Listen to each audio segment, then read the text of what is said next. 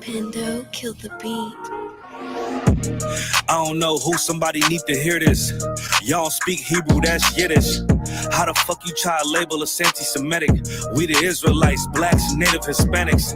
The Germans get locked up for the Holocaust. Meanwhile, black people still up in the Holocaust. 100 million of us died in the transatlantic. 6 million died. Y'all want the world to never forget it. You can never be a Jew. You a Ashkenaz. This ain't a star dum-dum. A gun would die.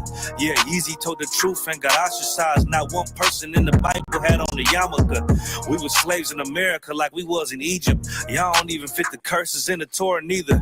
Y'all was blind to the truth. I had to make it clear how Jerusalem, your land, your people came from Europe. That was 1947. Your menorah got 9 sticks. It's really only 7. Yeah, it's us against the world. Armageddon. This what happened when you inherit lies from your ancestors.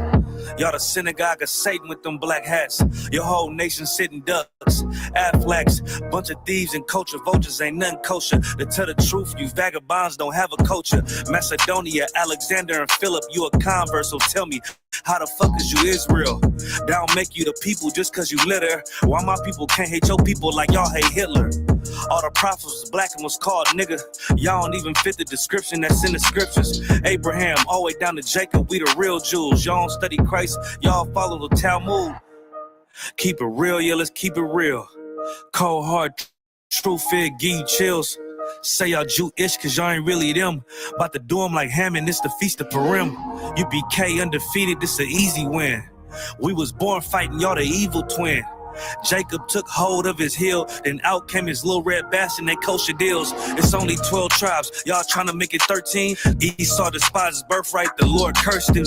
He ain't the devil, who is? I'm still searching. Ask your rabbi, why he give them babies herpes? I don't know what's worse, that or you claiming that you a Maccabee. I'm about to cancel, everybody try to cancel ye. I ain't afraid to speak, it's what I do. They riding to the core, I'm just judging them by their fruit.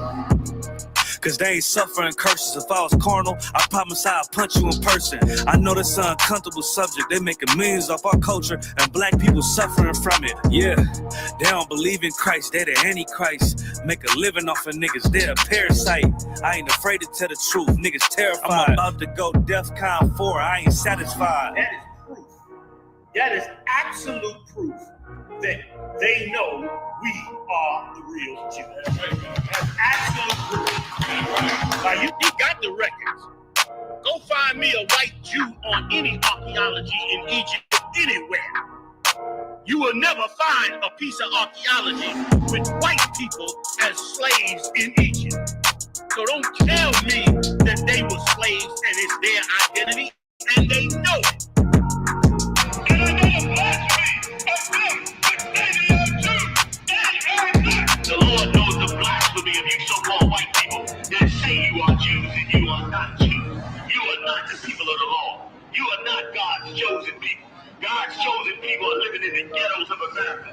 God's chosen people are in poverty and depression in the streets of America. God's chosen people are walking around in America with no identity. That's where God's chosen people are.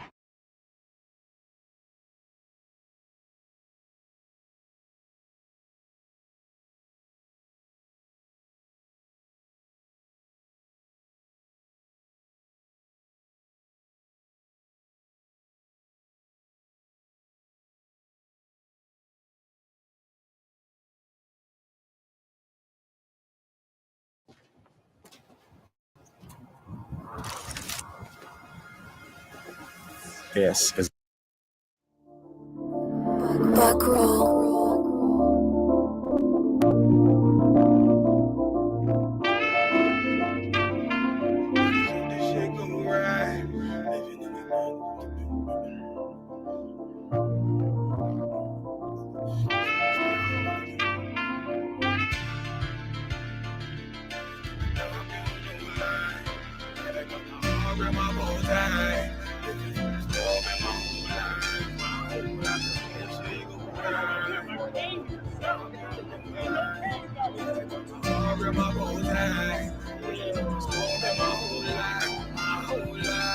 You'll never see another nigga like this. Used to have that white bitch popping on on the night shift. Now I'm one westward, sharper than the ice pick. On you rappers next, and it's feeling like some vice grips.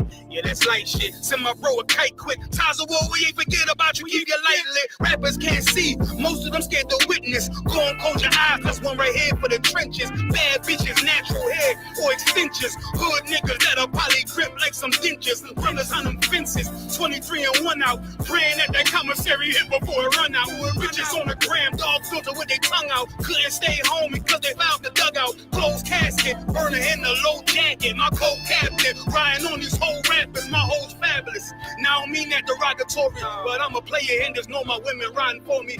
I avoided Maury. I got 2 jets. If I can't make it do for them, then I'm useless. Sit down that roof, Chris, with a couple bosses. After the war, just to count our losses. It's not many. You see a smile on my face, but I'm not friendly. Gun on my waist, sipping white Henny.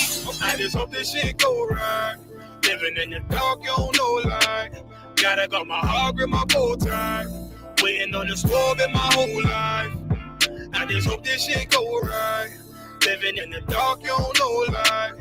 Gotta got my heart with my bow tie. Living in the storm in my whole life. My whole life. It's so melodic.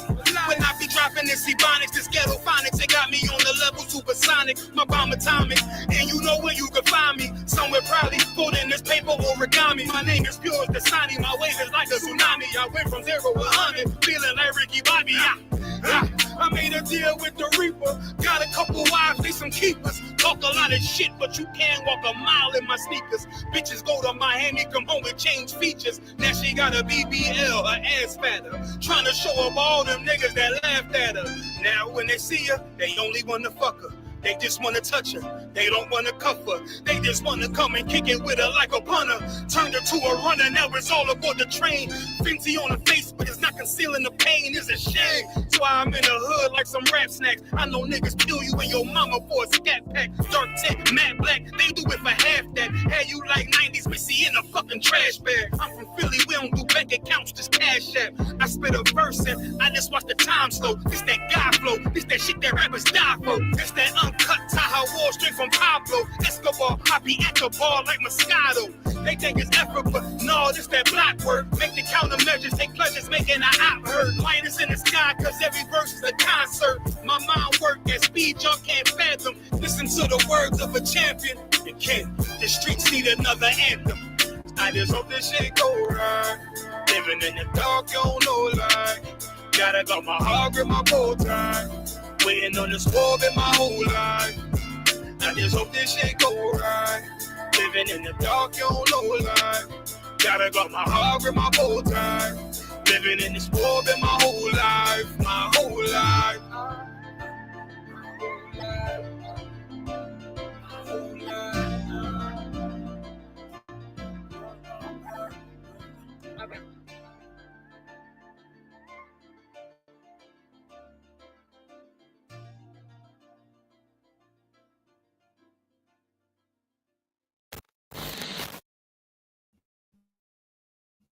Grammarly now uses AI to help you write, not just revise.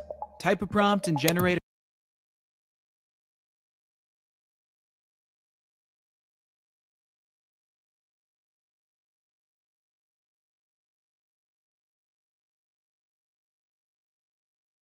I'm gonna give you our little Captain Cesario. Let's do a little debate.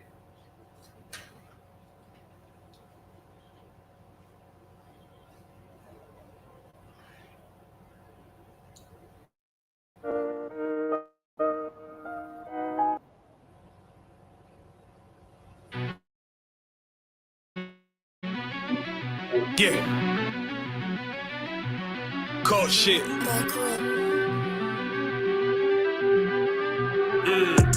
I ain't come with goons, but I'm well connected. Walk in the room is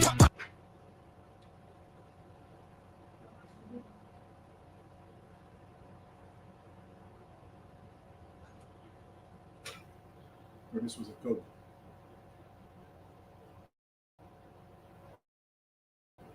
You can close up, but I think it's right as well. If you whole Old Testament. Good. So, but the Old Testament talks about how you have to keep the laws. It was, I believe, 619 laws. There's no such thing as 613 laws. It's when you go into Leviticus, it lists all the laws. No such thing. I do not keep 613 laws. Exactly. Nobody does. Exactly. No, wait. I'm gonna tell you why. Okay. The laws of a woman being pregnant, does that apply to you? No. We just took away laws. Right. The laws of a woman on a menstrual cycle, did that apply to you? No. Does laws of agriculture, you a farmer? I'm not. Does laws of agriculture apply to you? No. So there's no such thing as six. You know what the laws are for? The laws are what applies to you. So there's laws there's moral laws like adultery, stealing, unaliving.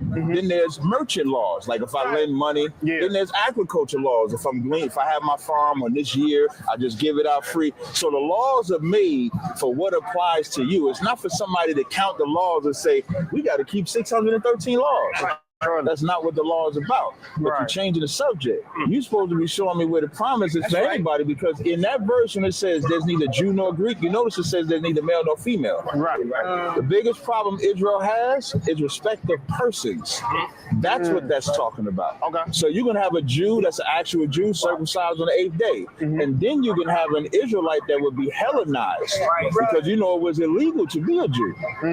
The Romans made a decree in 2 Maccabees 6:6. You couldn't keep the Sabbath day. You couldn't profess to be a Jew. You couldn't do none of that. So you could be in Italy.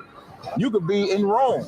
Paul was a Roman, right? He was. But he was an Israelite. He was like one of Benjamin, So that Galatians 3:28 is about respect of person. That's why verse 29 says, according to the promise. So if there's any confusion to who Paul was talking about, because the same writer of Galatians is the same writer of Romans. So if he said Israelites pertain to adoption in Rome, who's the promise for in Galatia? So question for you real quick. Who's the promise for in Galatia? I'm going to still keep my opinion, and I'm going to keep So you're saying Paul's schizophrenic? There you go. No. Bring it out. Wait. Listen. Bring it out. Hey, listen. I'm gonna still stick on that. I'm gonna stand because it says it right. But you, like I said, you understand that literally the Paul talks about it does not matter about nations. It doesn't. God's not a way. That's respect of persons, because you're talking about a what nation. is respect of Because you're literally choosing a favorite nation, and doesn't God have a favorite? God's no. Actually, no. Because God says I'm not a respected persons either. So therefore, God says out His own mouth, the Most High, the Almighty, said, "I am neither a respected persons. I'm not a respected person." I said, does God have a favorite? A favorite what? You talking about nation? Yeah. He has a chosen people, but what does it mean to be chosen? Okay, look. Okay, no. I'm gonna give you an example. Okay, that white lady over there, right? She can be chosen by God. All of them ladies over there. That's not if they white.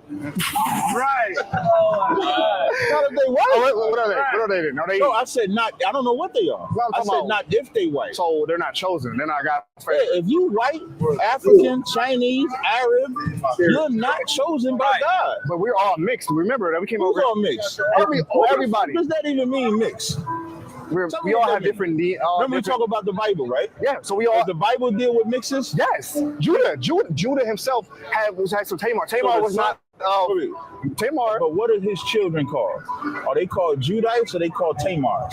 Called Judah. Why? They come from the tribe of Judah. Why? Because it goes to the male's blood. Thank you. But there ain't no mixing. But it's still, it's still mixing because of the mother and the father. I mean, that's saying when it comes to your nation, you are what your father is. Right. Even DNA will tell you that. In DNA, you get the same 23 chromosomes from both your mother and father. Yeah. But the part that makes up who you are ethnically comes from your father. That's if you look at the damn the sperm. Yeah. The sperm looks like a spinal cord with the brain attached to it. For sure. Who owns that bitch? We do. All we doing is putting that in the woman, and then she's adding her DNA to our DNA. Adding. They got the same chromosomes. I'm only talking about what makes you who you are, according to your ethnicity. That's what makes you. That's why Joseph produces Ephraim and Manasseh. Yes. Nobody calls his children Egyptian. That's true. They're Israelites. Right. Because you are what your father is. That's the most important thing that you could ever understand. You got Deuteronomy 7:6? Yes, I do. Deuteronomy 7:6. For thou art an holy people. You know the word holy means? I do. What? Set apart. So now we are what? Hey, holy So people. we are set apart people. Yeah. Right in the chair. Unto the Most High. Uh-huh. By power. Unto who? The Most High. So is anybody else set to the Most High? Right in the chair. And that's no, they're not. But like I said, that's the old covenant. So you're going back to the old covenant. But so we we have in a the new covenant where somebody is set next by nation. Not where when you say like Greek and strangers and Gentiles, you know, Gentile just means nation. That's what the word means. So therefore, is Israel a Gentile? There's no differentiation of Is Israel a Gentile? Is Israel a Gentile? No. How can they not when Israel means, excuse me, when nation means Gentile? Gentile and nation is the same word in the Greek and Hebrew. In the Hebrew is goyim, and the Greek is ethnos. Right. So when you see Gentile or nation, it's the no, we don't do this yet. When you see Gentile or nation, it's the same word in the New Testament, ethnos. So Israel is an ethnos. Yeah. So you can't use Gentile as the litmus test for someone in the New Testament being joined. So can you show me where they joined? Where they joined? I mean, if you can't, I mean, it's all right. You know, I'm gonna It's all love, man. It's not a competition, though, my brother. It is a competition. Love. That's the problem with Christians. Right. Let me tell you something. Let me tell you what. Are you the captain? Are you the captain? Yeah. Respect, I'm gonna give you something. I'm gonna give you a tip, right? This is a tip. All right, Just I'm gonna like get to that. Okay. I'm listening, sir. Christians think everybody can get along. Right. Especially black Christians. Do white Christians believe everybody can get along? Nope. Or do white Christians enslave everybody and then we can get along? Right. So that's certain. Let's get into that. No. We can get into that. Okay. White Jesus was delivered to us, right? Yes, but that's wrong. That we know. Listen to me. Is that in the Bible? No. So the very Christianity that you follow came by somebody that lied on the Bible. For sure, yes. And if they lied about the color of Christ, right? If they lied about how we're supposed to worship Christ, right? Why would you ever believe anything they taught you? Because I have the Holy Spirit, and I can. The Holy Spirit wouldn't make you join a white man. Right. That's right. That's crazy. That is join your brother. The Holy Spirit is my brother. It doesn't matter about white man. That's my brother. He's a believer. It does. To God, it does.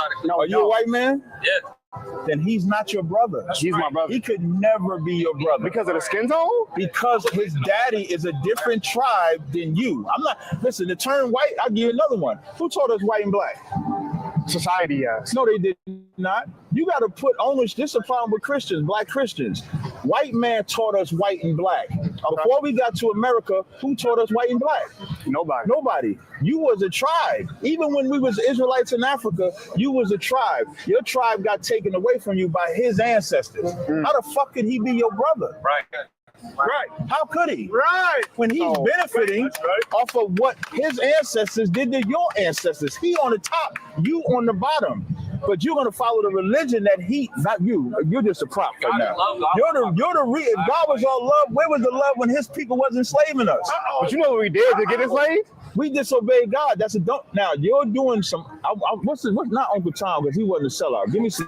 You being a Sambo right now. Sambo. Because this is what black men do. When a black man calls white people out for their crimes, you try to point out to something we did. Right. We're not talking. If we was talking about our crimes, let me just finish. Okay. I have no problem talking about what black people did. That ain't what I'm talking about right now, though. I'm talking about what white people did. And let them own up. Like you want me to own up right now, let them own up. You believe in Christianity because the white man stripped us of our identity, our culture, our language, and then gave us some white Jesus, taught us if we were good slaves, we would die and go to heaven while he established his heaven on earth. Right. And that's what you telling me is the God we should serve? No. Meanwhile, if you touch a white man, do they not get vengeance? They do. Right. Do they not go kill people? They do. When 9/11 fell, what is it, 3,000 people in 9/11? 3,000 people fell in 9/11. They slaughtered millions of innocent people, and white people didn't bat an eye. Right. Because they get vengeance. What they teach us to be. They teach do nothing. So how could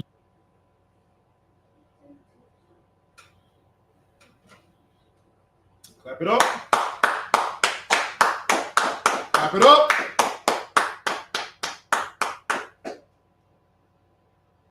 This is the ISUPK, Israelite School of Universal Practical Knowledge. out of 1 West 125th Street, Harlem, New York City, New York, 1969. Since 1969, we've been teaching the absolute truth of the Bible. We've been teaching about the Most High and who He is. Yahweh is the name of the Most High. What is the name of the Most High? Yahweh. Yahweh is the name of the Most High. We've been teaching of the name and who the Most High is, the God of Abraham, Isaac, and Jacob, the creator of all things. The Most High God that you read about in the Bible, He selected and chosen a special and specific people. Those people, blacks, Hispanics, and Native Americans, the so-called Negro, the so-called, excuse me, the so-called Negro, the so-called West Indian, the so-called Haitian, the so-called Hispanic, the so-called Chicano, the so-called natives, so-called indigenous, specifically of North, Central, and South America. We're here. We are scattered to the 4 corners of the earth, but heavily concentrated in this hell, North, Central, and South America. Okay? All right. And through the 12 tribes of Israel comes our king out of the tribe of Judah. Our king, whom the world calls Jesus Christ, Yahawashi Mashiach. It's his name, Yahawashi Mashiach. Yahawashi, okay? Mashiach means the Messiah.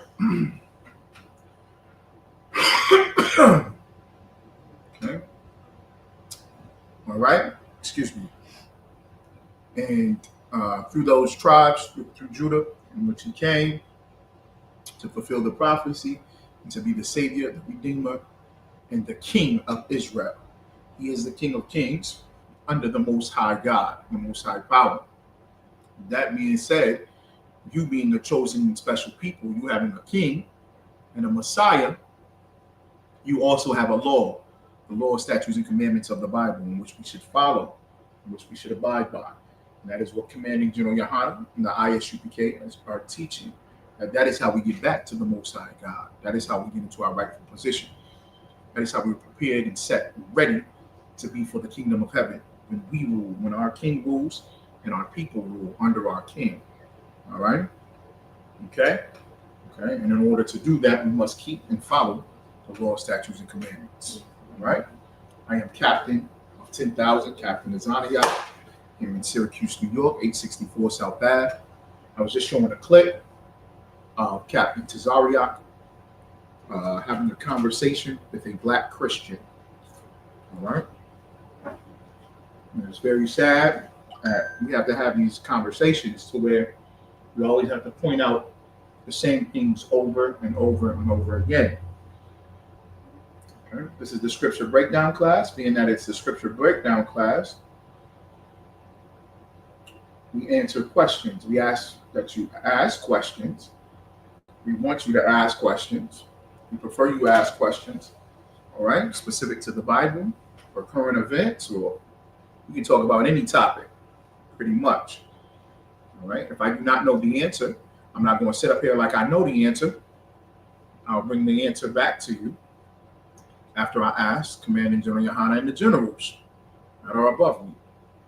Okay. Commanding General Yohanan, the man that's authorized and set by the Most High God to lead our people, to lead Israel back to where we're supposed to be.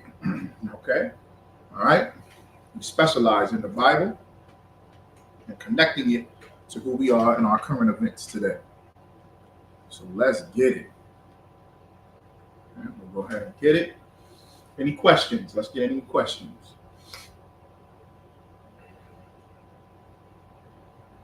Any questions? Questions?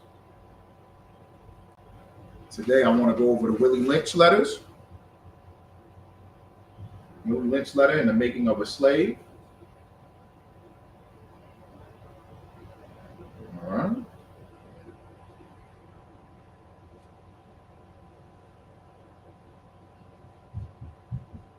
See if we have any questions first.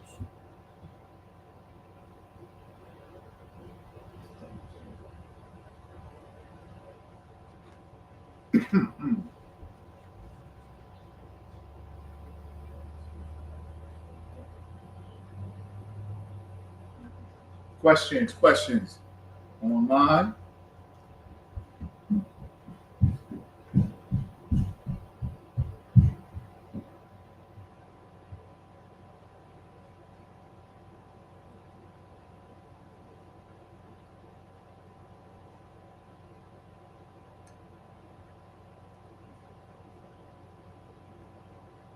Anyone. Anybody got any questions, comments on current events? What's going on? What's the current thing going on right now in the world?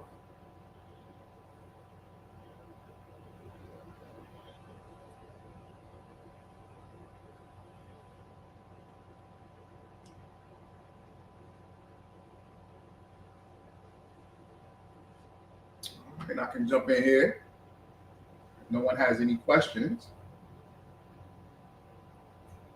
Let's see here. I can jump on here if no one has any questions. We can start this Willie Lynch. Has anyone ever heard of Willie Lynch? You heard of Willie Lynch? Have you ever heard the word lynch? What does the word lynch mean?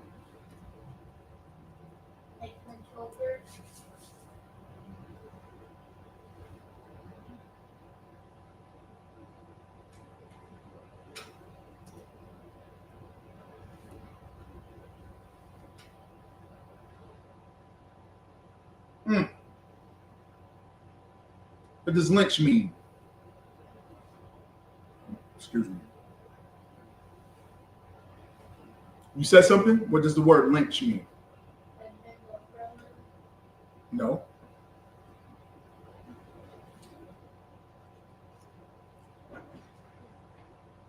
What does the word lynch mean? To hang a black man on a tree. Very good. Did you get that from looking at the picture? No. Okay.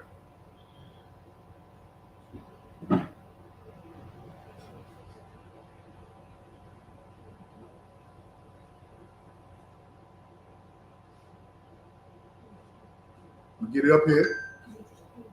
Come here, Baba Kishore. Come here. Come here, Baba Kishore, so you can read the definition.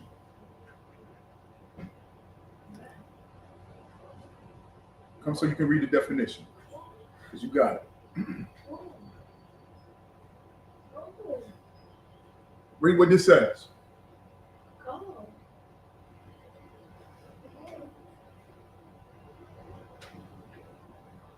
Come on, read what this says. The class is live. Come on.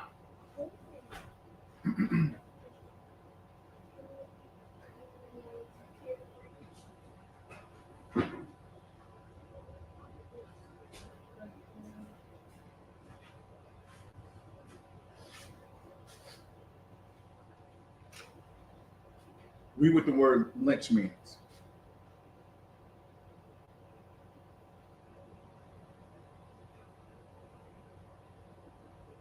Read lynch. Read the definition.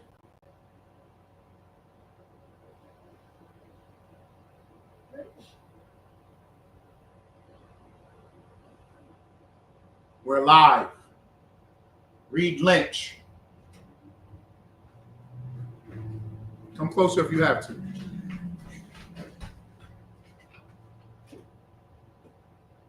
Go ahead.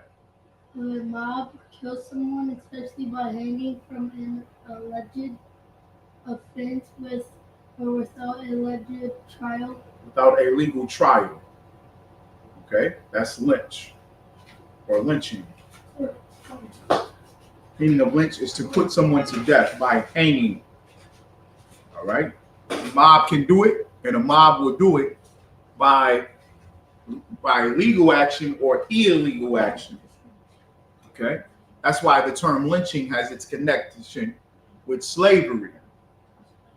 All right? So the reason I'm doing this class is because of Willie Lynch. Did he really exist? So I'll ask that question, did Willie Lynch really exist? I'll ask the question, did Willie Lynch really exist? When we bring up the Willie Lynch letter, a lot of people go,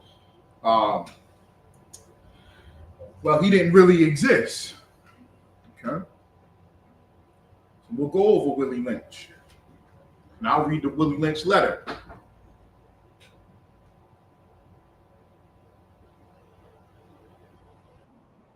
I'm sorry. Here we go. Going to the Willie Lynch letter and the making of a slave. Willie Lynch letter and the making of a slave. All right. I'll say it from the top. Willie Lynch did not exist. An actual man was not, there was not a man named Willie Lynch, okay, or William Lynch. They teach that there was a man named William Lynch who wrote a letter to different plantation owners. I'll read it. I'll read it in this book. He did not exist. However, white supremacy, racism, and oppression, Willie Lynch does exist in this sense. In this sense that everything in this letter goes on to this day. All right? The Willie Lynch letter. The first Africans in America arrived through Jamestown, Virginia in 1619 as indentured labor or servants. Right? Okay. And this is why this is important. Why is this important? Trump wants to get rid of history. He wants to alter history. Let me get that. Trump wants to alter history, right? Because he says that white people are looked at as bad or evil in history, specifically when it comes to slavery. I'm gonna get the clip.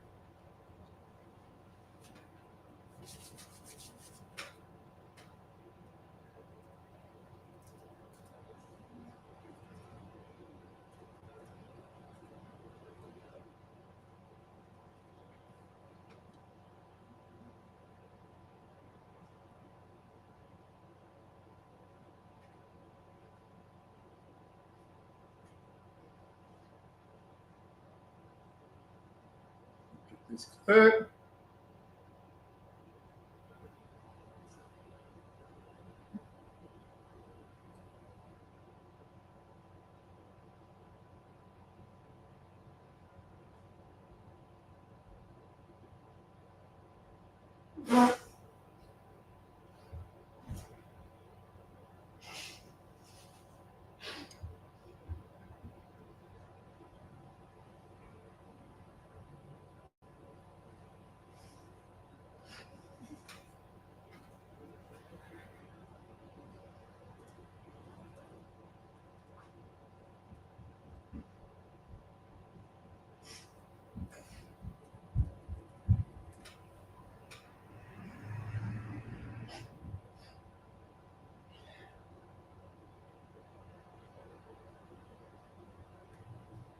All right, here we go.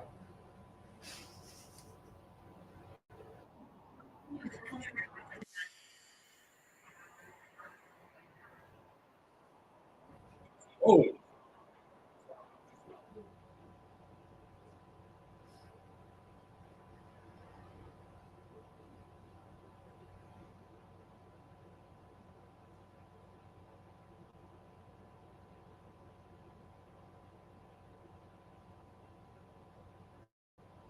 I want y'all to hear this.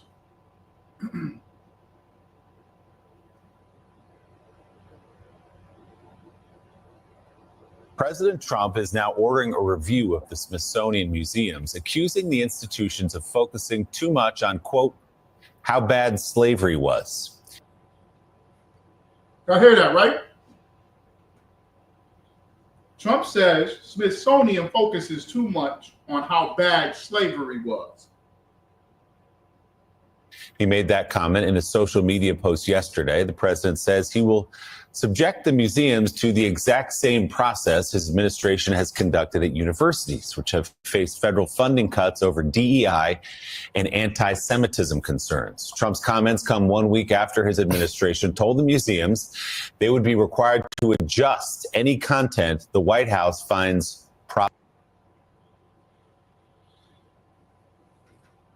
He said museums are going to be held to the same standards that universities are. Universities that stress DEI or are anti-Semitic receive federal cuts. What does that mean? What does that mean to receive federal cuts?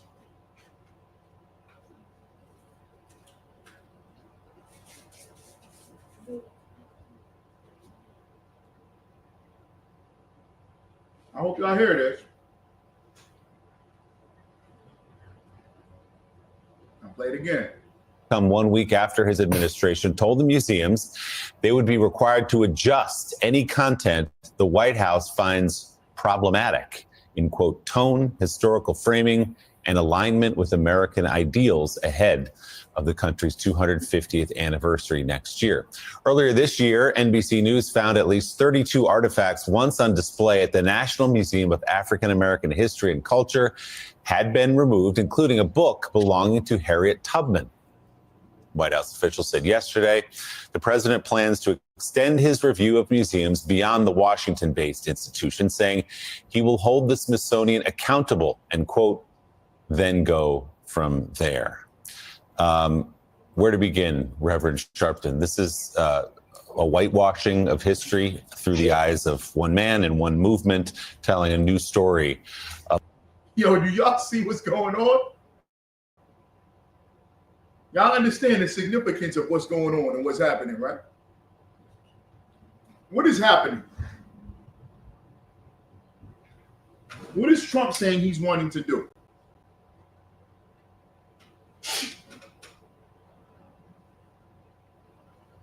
What is Trump saying he wants to do? You heard that? What does Trump want to do? Said they already went to they've already, for the African American Smithsonian, taken out 32 artifacts. What are artifacts? What are artifacts? Like if something is an artifact. Listen to the name. Listen to the word. There's two words made into one. What is an artifact? It's an article that's real. Very good. Give me more. It's an article that's real. Give me more.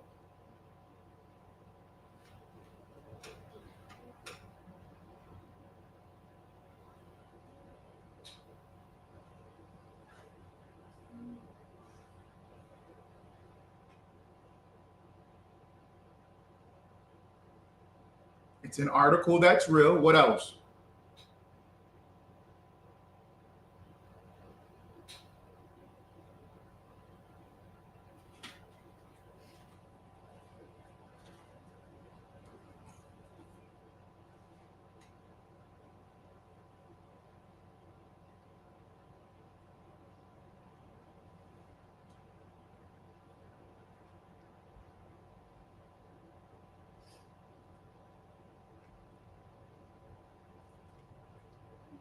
What else?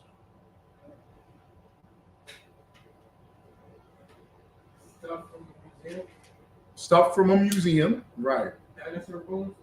Right. Dinosaur bones. They call that an artifact, right?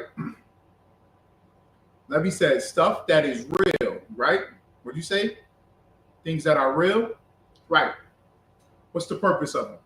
What do you mean when things that are real? What's the purpose of it? Why keep it? Did you hear what he said? Listen to what he says, including Harriet Tubman's book.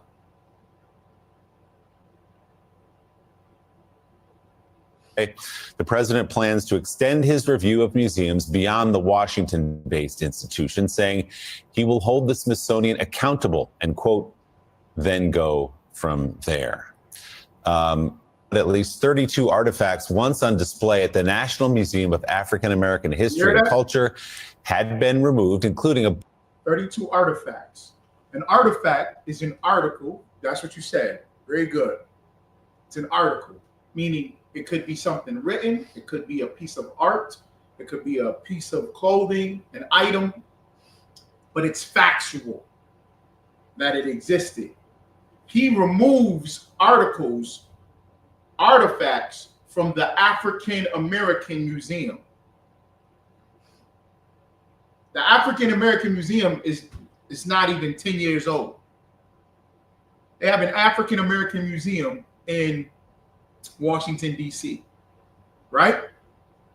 Like you have a museum about the Holocaust. You have those all over the place, all over the world. You have a Holocaust museum. You have a museum of military. You have museums on airplanes, an airplane museum, right? Have you been to the Everson Museum? What museum is it? It's a museum of art, right? Have you been to the Most? What type of museum is the Most? No, the Most. The Most is the Museum of Science and Technology. You go there and you see science. That's why it's called the Most. The Museum of Science and Technology. Okay? So that's what you got there. All right? You have these different museums and they have artifacts in there. He goes to the African American Museum and takes out 32 artifacts. Donald Trump, not only does he want to get rid of Black history, he wants to get rid of what white people did to Black people. Why?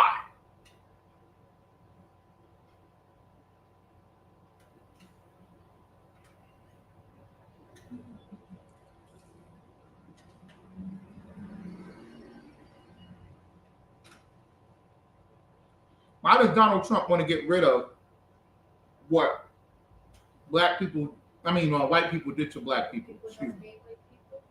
Raise your hand.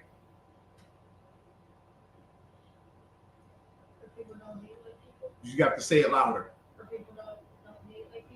Say it louder. Not for. So people don't hate white people, right? Okay, that's a good one. What else? What else?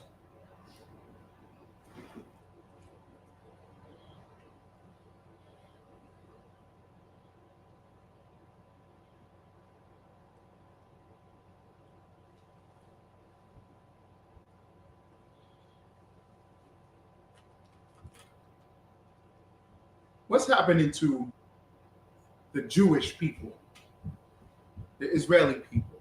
What happened after the Holocaust? Y'all know what the Holocaust is, right?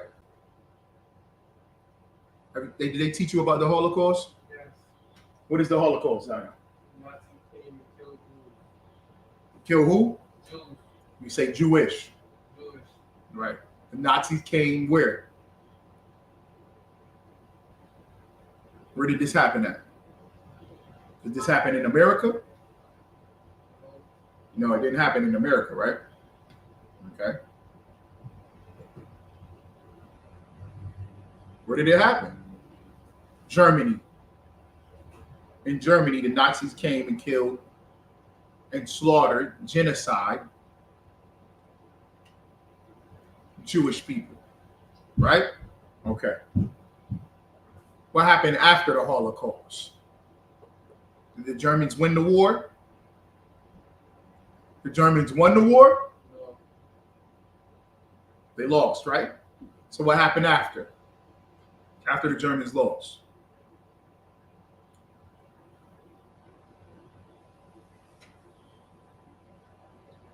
They gave the Jewish people, because the Palestinians were living in Israel, right? In the Middle East, on the Gaza Strip. That's where the Palestinians were living. They moved all of them there and said, this is your land. You can have this land.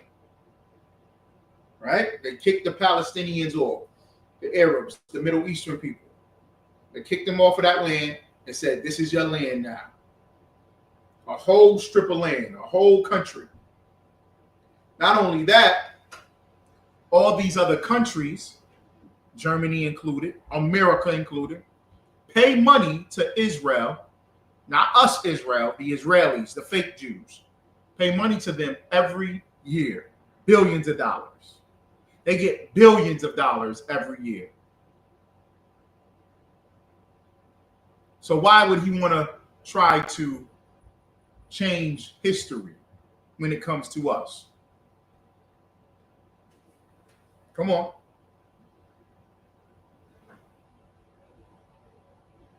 Why would he want to change history?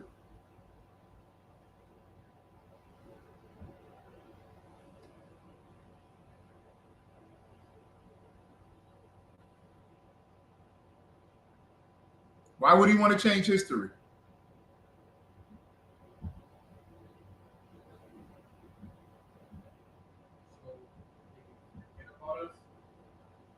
Very good. So they can forget about us and they don't have to do what?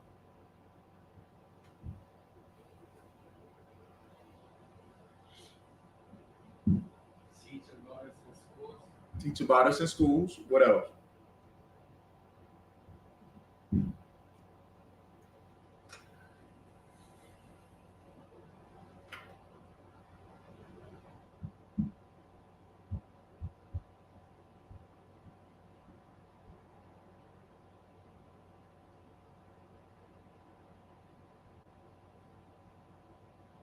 What else? Go ahead, Levy. So they don't what? So they don't have to worry about us. Right. And do what? They don't have to pay us. They don't have to give us something based off of what they did wrong to us. That's one of the major things. All right, here we go. Book belonging to Harriet Tubman.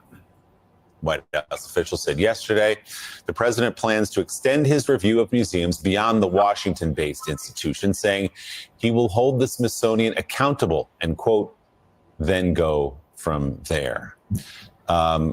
Where to begin, Reverend Sharpton? This is...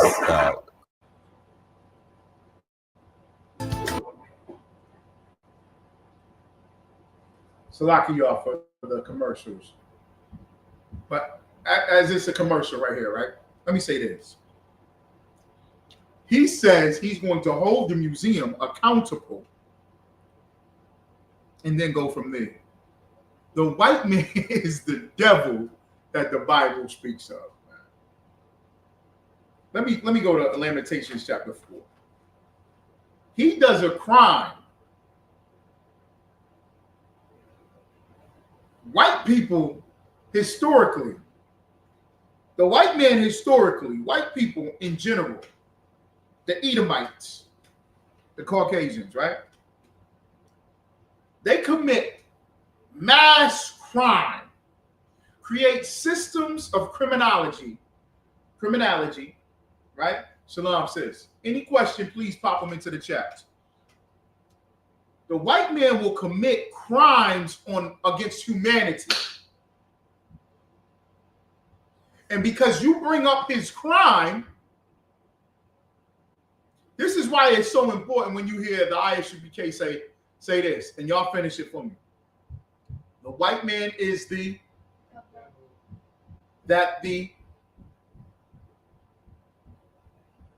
Bible speaks of, right?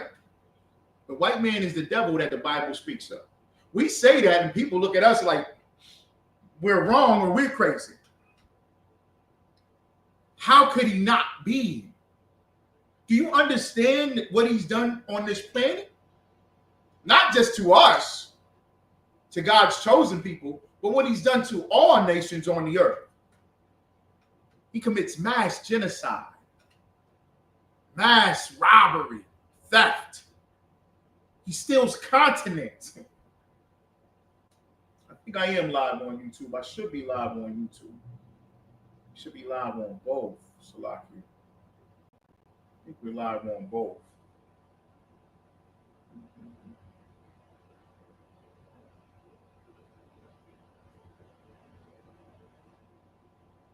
I think we're live on both, right?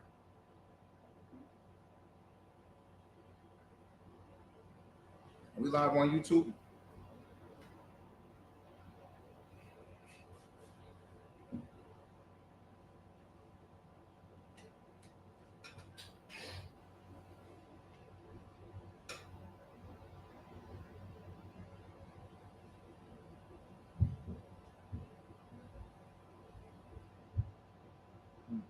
Yes, we are live on YouTube.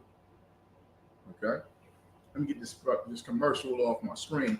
But we get Limitations chapter 4. This is insane, man. This is insane. This is insane.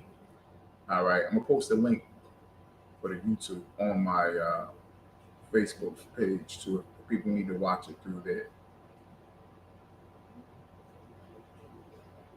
I'm gonna get into Willie Lynch, and I wanted to talk about this because this is what's going on right now.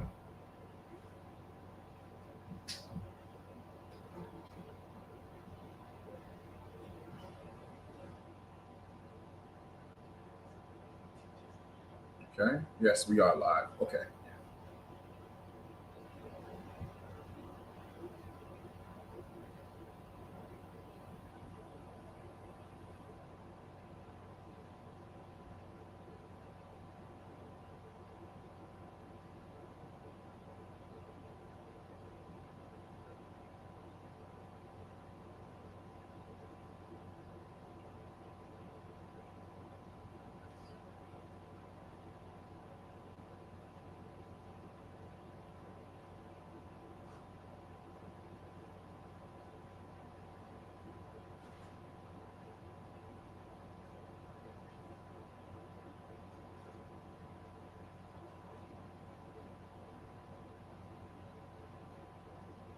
Let me get limitations, excuse me.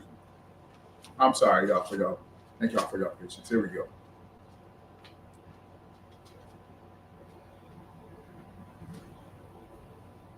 Jeremiah limitations.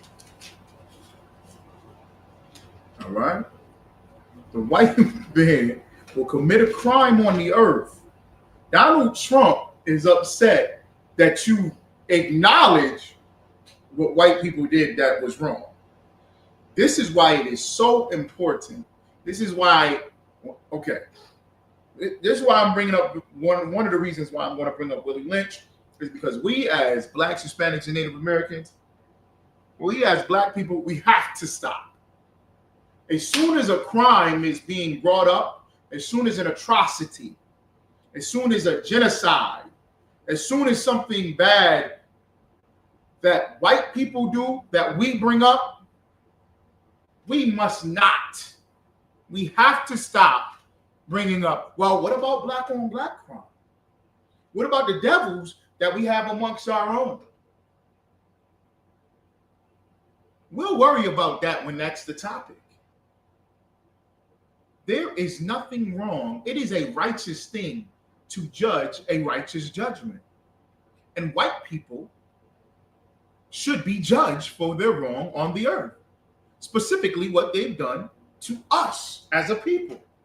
There is nothing wrong with that. Could you believe that a brother in Rochester, Officer Sharash, called me today? Shout out to Officer Sharash, 500 in Rochester, New York. Give that a hand. Lives in the Rock. And today, as he's wearing his cover, because he passed Hebrew Academy, Muslim brothers, when I say that, speaking of men of the Nation of Islam, they come up to him and approach him with a camera and a microphone. Hey, how you feel about the Palestinians? Who are the Palestinians? People from Pakistan? No, Palestine. Okay? The Palestinians are from Palestine, right? They're Arabs. They're Muslims. And black men who are in the Nation of Islam, they want to question and ask questions. Man, do you see what's going on amongst the Israelis and the Palestinians? Aren't the Arabs being treated bad? How do you feel about that? Meanwhile, we're living through a genocide right now. We're living through a Holocaust right now that we've been going through for 300, 400, 500 years in North, Central, and South America. But we have to have some concern for the Palestinians, right? That's all you see on social media is the Palestinians and the fight for the Palestinians and march for this for the Palestinians.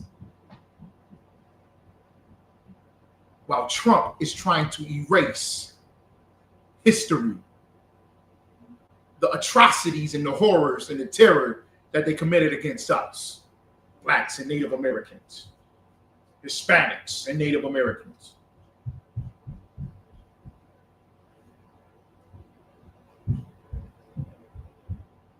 Let's see what this is saying.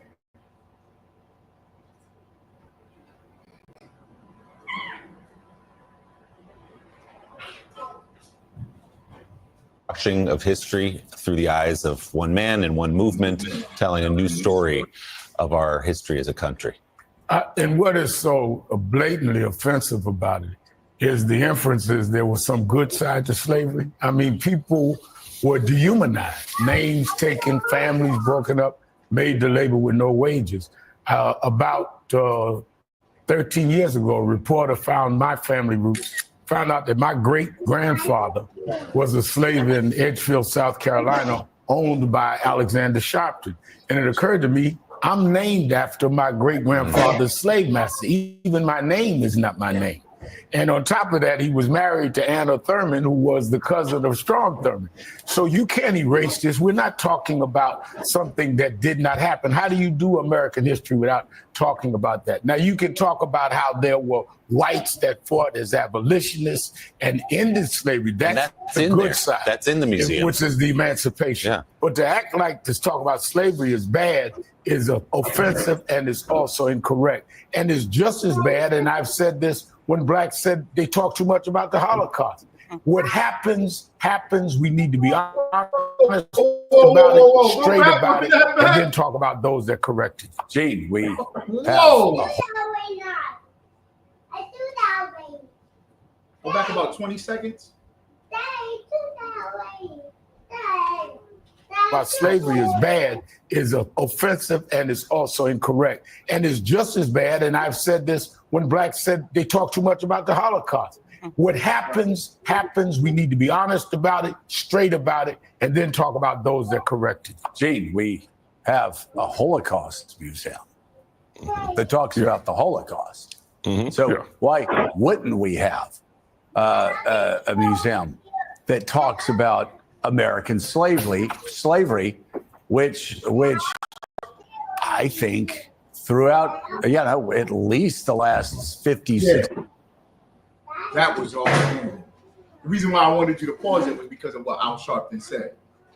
Al Sharpton said, what Donald Trump is doing is just as wrong. I'm going to get into Willie Lynch, right?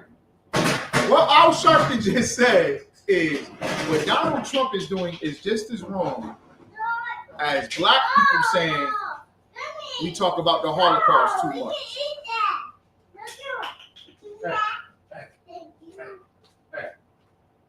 Which is crazy. That's crazy. For him to even bring that out or to say such a thing. Black people say we talk about the Holocaust too much. What? Black people say we talk about the Holocaust too much. You see how he compared the wrong of Trump to black people talking about we talk about the Holocaust too much? Why is that wrong, yo? Run it back to where Al Sharpton is talking, please. Let's get the end of what he says. We need to be honest about it, straight about it, and then talk about those that corrected. Gene, we have a Holocaust museum that talks about the Holocaust. Which is the emancipation. Yeah. But to act like to talk about slavery is bad is offensive and is also incorrect. And it's just as bad, and I've said this, when blacks said they talk too much about the Holocaust. Did you hear that? What happens, happens. We need to get rid of these leaders, man. We need to get rid of these leaders. I was looking for the scripture right before you walked in. About he committed the crime as if he does nothing. Yeah. That's in Lamentations, right? I think that was talking about woman. Not that one where she wipers her mouth. Yeah. But this is like he commits a crime. Who's possessing slave them? Yes, yeah. And hold themselves not guilty. That's in Zechariah. Hold themselves not guilty. Go ahead. And then he's sitting amongst a room full of Edomites. Not like the psychology against that is crazy, because now you feel like you're the voice for black people, but what you're saying, all black people don't agree with. Almost like the brother who mentioned Captain Cesaria on the show. Remember, he was on the show. All the white women. The white woman wanted to say, she like, yo, I'm about to say it. Can I say it? The N word. Yeah. And he like, don't say it. They're like, yo, you can say it. They hyping her to say it. He like, no, don't say it. Don't say it. He was on a panel just like he is with all white people, and it puts you on the defense. Why is the white man never on the defense? Why you gotta defend the black position on slavery? Right? It just looks crazy. Well, they brought him there for that. Run it back. We'll start it from the beginning. Oh, God. How bad slavery was.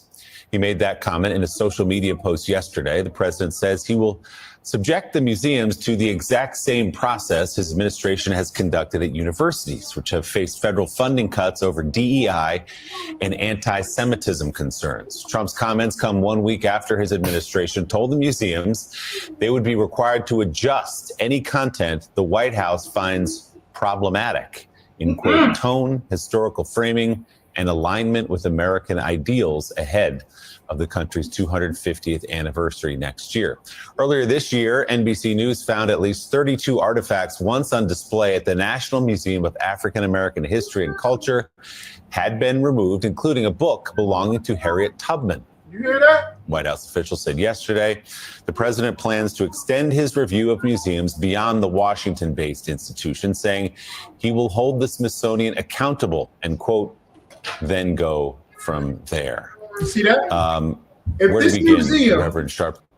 If this museum promotes things that are problematic, which is considered, speaking of the negative or bad actions that the Europeans, the pilgrims, the settlers, the colonizers, the conquistadors, what they did to blacks, Hispanics, and Native Americans, what they did about slavery and make slavery sound so bad, they'll be held accountable. That's why I want this scripture right here. Zechariah chapter 11.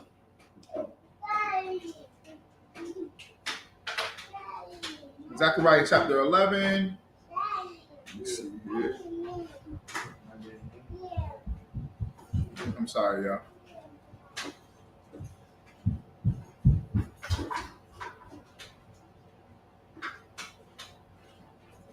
Verse 5. Zechariah chapter 11, verse 5. Whose possessors slay them and hold themselves not guilty. And they that sell them say, blessed be the Lord, for I am rich, and their own shepherds pity them not. You see that, right? Their own shepherds pity them not. That's what you bring it up about. That's what you bring it out about Al Sharpton. You see what I'm saying? You're bringing that out about Al Sharpton. Al Sharpton don't pity us. Al Sharpton gotta say, well, this is wrong, just like I gotta correct black people. I correct black people because black people are wrong. Yo, it's astonishing. It is astonishing. You will never go into a courtroom, and while this man is standing in front of the bench, right, with the lawyer and the prosecutor, you will never hear somebody say, yeah, but what's your next case, Your Honor? They did bad. The person that came up before me, he did bad. What's the judge going to say? That's not this case. This case is about you. If the white man has to be held accountable, let him be held accountable. Verse 5, whose possessors slay them and hold themselves not guilty. Trump feels he's not guilty. And white people should not be guilty for slavery. That is crazy. Right.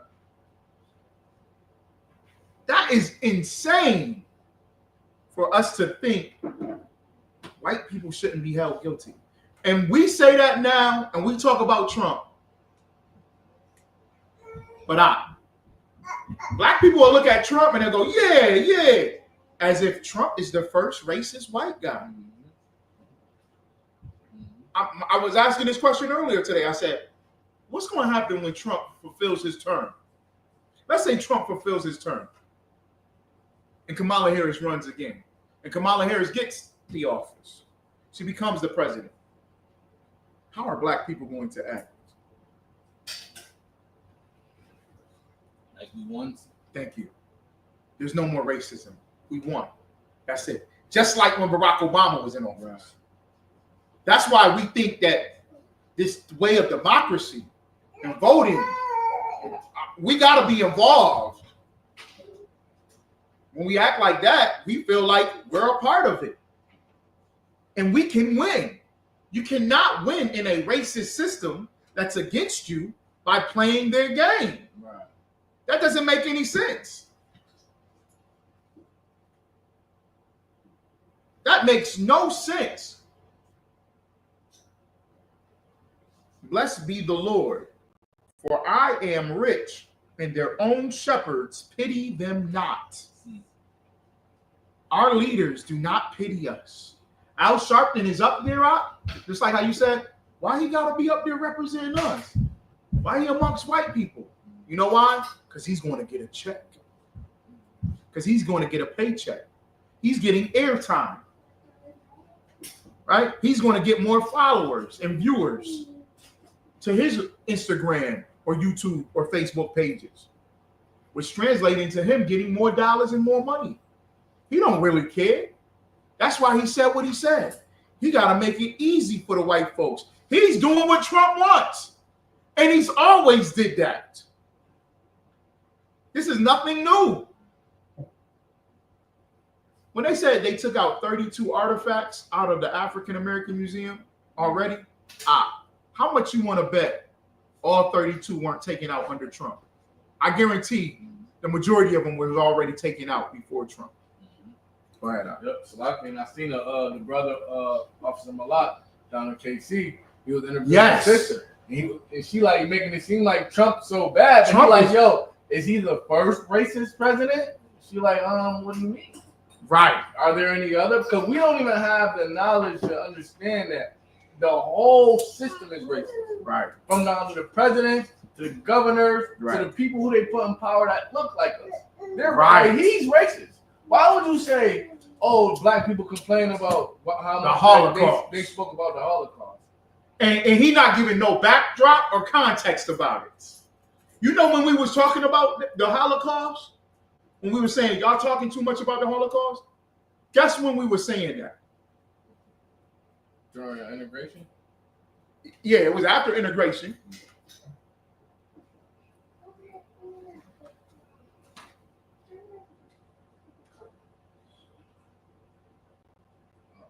What's a plague to the black community? Christianity. Right? After that, we call it integrate or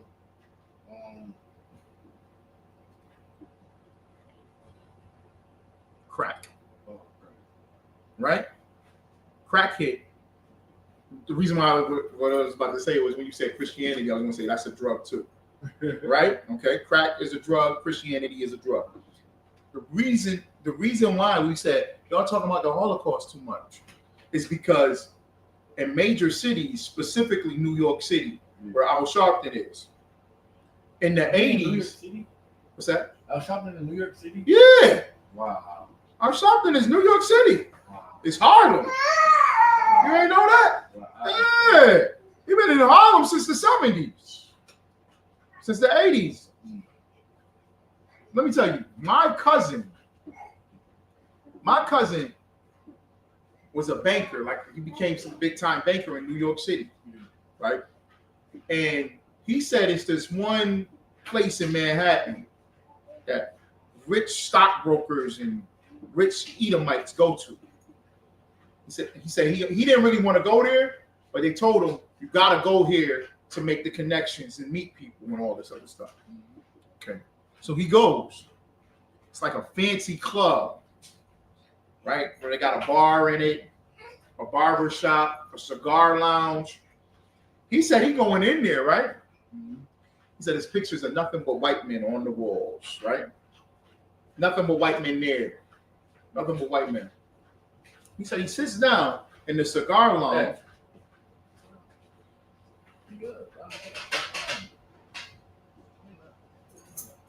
He sits down in the cigar lounge, right?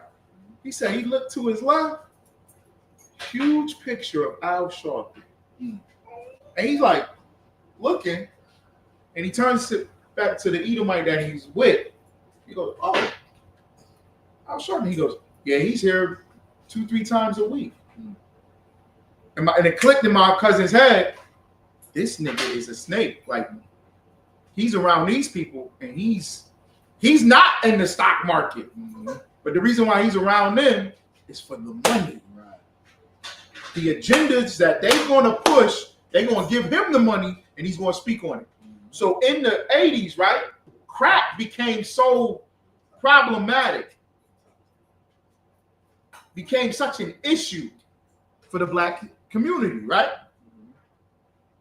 And at the same time, Jewish politicians start to become popular and gain seats. The mayor of New York City, the senators, the judges.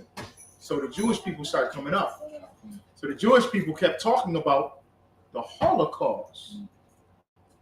While black people are under Reaganomics. I don't know if you heard of Reaganomics. It's the war on drugs. And what he did was, when he threw drugs into the black community, that's the only thing that made money in the black community. Because he had trickle-down economics, meaning he gave all the money, just like Trump wants to do, give all the money to billion-dollar corporations. And Reagan was like, it'll eventually trickle down. I don't have to give money to the poor. We don't have to feed the poor. Because what's going to happen is these billion-dollar companies, they'll create enough jobs for everybody. But that was just the talk. So as he gave the billionaires all the money, he flooded our communities with crack. So we was just done. We was not only was we poor, but we was addicted to drugs. Not only were we poor, but we were selling drugs because it was the only option to make some money. So this is going on, and while we going to politicians and while we talking to the judges, we saying, we starving. We go, we don't care about the Holocaust. We starving right now. You feel what I'm saying? So Sharpton is saying, just like, remember when I told black people not to talk, don't talk about the Holocaust? Man, Trump is doing the same thing. That's horrible. That's disgusting. That is disgusting. You can go ahead, when you can. Oh, you want to finish playing? Yep. Okay.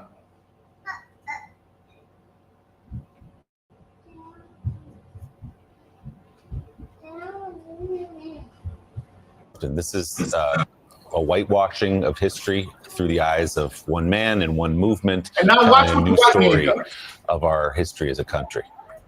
And what is so blatantly offensive about it is the inferences there was some good side to slavery. I mean, people were dehumanized, names taken, families broken up, made to labor with no wages. About 13 years ago, a reporter found my family roots, found out that my great-grandfather was a slave in Edgefield, South Carolina, owned by Alexander Sharpton. And it occurred to me, I'm named after my great-grandfather's slave master. Even my name is not my name. And on top of that, he was married to Anna Thurman, who was the cousin of Strom Thurmond. So you can't erase this. We're not talking about something that did not happen. How do you do American history without talking about that? Now, you can talk about how there were whites that fought as abolitionists and ended slavery. That's the good side. That's in the museum. Which is the emancipation. Yeah. But to act like to talk about slavery is bad is offensive and is also incorrect. And it's just as bad, and I've said this when blacks said they talk too much about the Holocaust. What happens, happens. We need to be honest about it, straight about it. Did he call us blacks? Yeah. Who talks like that? What you mean? You caught it? What you trying to say? He said, it's like when blacks said, like he's not black. Yeah, right. Yeah. Right. That's how white people talk about us. Yeah. Yo, that's crazy. That's how you could have just said when we or us. Right. And my problem is he should have never even brought that up. Right. Why is he bringing that up? Go ahead. About it, and then talk about those that corrected. Gene, we have a Holocaust museum Look, that talks about the Holocaust. So why wouldn't we have a the museum white man gotta that defend talks us about better American than slavery? our black leader, our own leader. You hear what the white man said? Yeah. We have a Holocaust museum. Why wouldn't we have a museum about American slavery? We got a museum on Holocaust here. Trump wants to get rid of it. Trump wants to do away with American slavery in the history books. Like it never happened. You know, they've been talking about this for a while. They've been talking about it like all for a while. During his first term. Or it's things that we gotta remove out of the history books. It's things that we got to change about the history books, specifically slavery. Let's call them indentured servants, right? And what's so sad is we as a people want to be accepted so much. Al Sharpton want to be accepted so much that he wrote this speech before. He wrote his answer before coming on here. You can tell. And this Edomite impromptu said, we got a Holocaust museum. If we got a Holocaust museum, why can't we have an American slavery museum? He has to say it. This goes and proves, man. After the debates that you see, after you see us on the corners, after you see us standing up for blacks, Hispanics, and Native Americans, this goes and proves we're the only ones you need to have as your leaders. You don't need any other leaders. We are the ones that are to be your leaders. We were selected by the Most High to be your leaders. We're the priests and prophets back on the earth again to be your leaders, to protect you, to guide you, to stand for you and be your voice for you. Al Sharpton cannot be a voice for black people. All right? Okay? All right, let me see if there's more to this. Verse 6, for I will no more pity the inhabitants of the land, saith the Lord. But lo, I will deliver the men, every one into his neighbor's hand, and into the hands of his king, and they shall smite the land, and out of their hand I will not deliver them, and I will feed the flock of slaughter, even you, O poor of the flock. And I took unto me 2 staves, the one I called beauty, and the other I called bands, and I fed the flock. Basically, what he's talking about, the Most High is talking about here in the scriptures, he's talking about us going into captivity, right? And how vicious and atrocious, how disgusting they will be. That's why in verse 5 it says, whose possessors slay them and hold themselves not guilty. They do not feel that how they treated blacks in this land, that they're wrong. And they don't even want you to talk about it. Now, black people is upset. Now, let's run with Trump. Let's say, yep, Trump is the most racist and he's wrong. Let's be like Officer Malak. What a one mighty priest he is. Let's be like him and now ask black people, what should we do now? Since Trump is so racist, he wants to take away black history. He wants to take away white history, the negative sides of white history and what they did to us. What should we do now? What should we do now? What did that sister say? What was the solution that sister said? She said the same thing that we always say. She said that our people always say. Well, don't get no worse than him, so anybody else will be better. Right. So we should do what? Vote. Thank you. So we are going to vote again. We are going to vote again and again and again and again. And even when we voted and Obama got in office, when Obama couldn't do things for black people, you know what black people said? He can't work for just black people. It's the Republicans that's stopping him. So you mean to tell me y'all voted for a loser then? He won, but he really a loser because he can't do what he want to do. This system does not work for you. That's crazy. Go ahead and play the clip, Baba Show.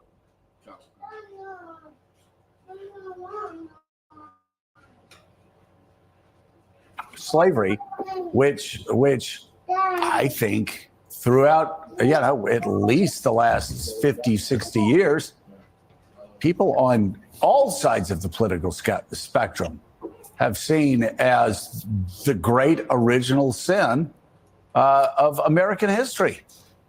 Indeed it was. Indeed it is the great original sin of American history. Like Reverend Sharpton, I have a great-great-grandfather who was named, had to take the name of his owner in Charleston, South Carolina. So he became named Henry Fordham, which is the name, a name that came down in my family. Look, So I this, mean, so can this we cut brother's to name the is chase? Fordham. Sharpton's name is Sharpton. What's your name, huh? No. Now that you're a new man. You feel what I'm saying? Right. So y'all acknowledging, y'all staying and acknowledging that name. When you come into the ISUPK, what do you get? Name. You get a new name. Right. What do we call your old man name? Say, for instance, I'm trying to find out something. Say, for instance, I go to the slavery of Nahayal. I might have to call Sabayah and go, Sabayah, what am I to ask him? What's my slave name? What's Nahayal's slave name? What's his slave name? And he gonna tell me, Hill.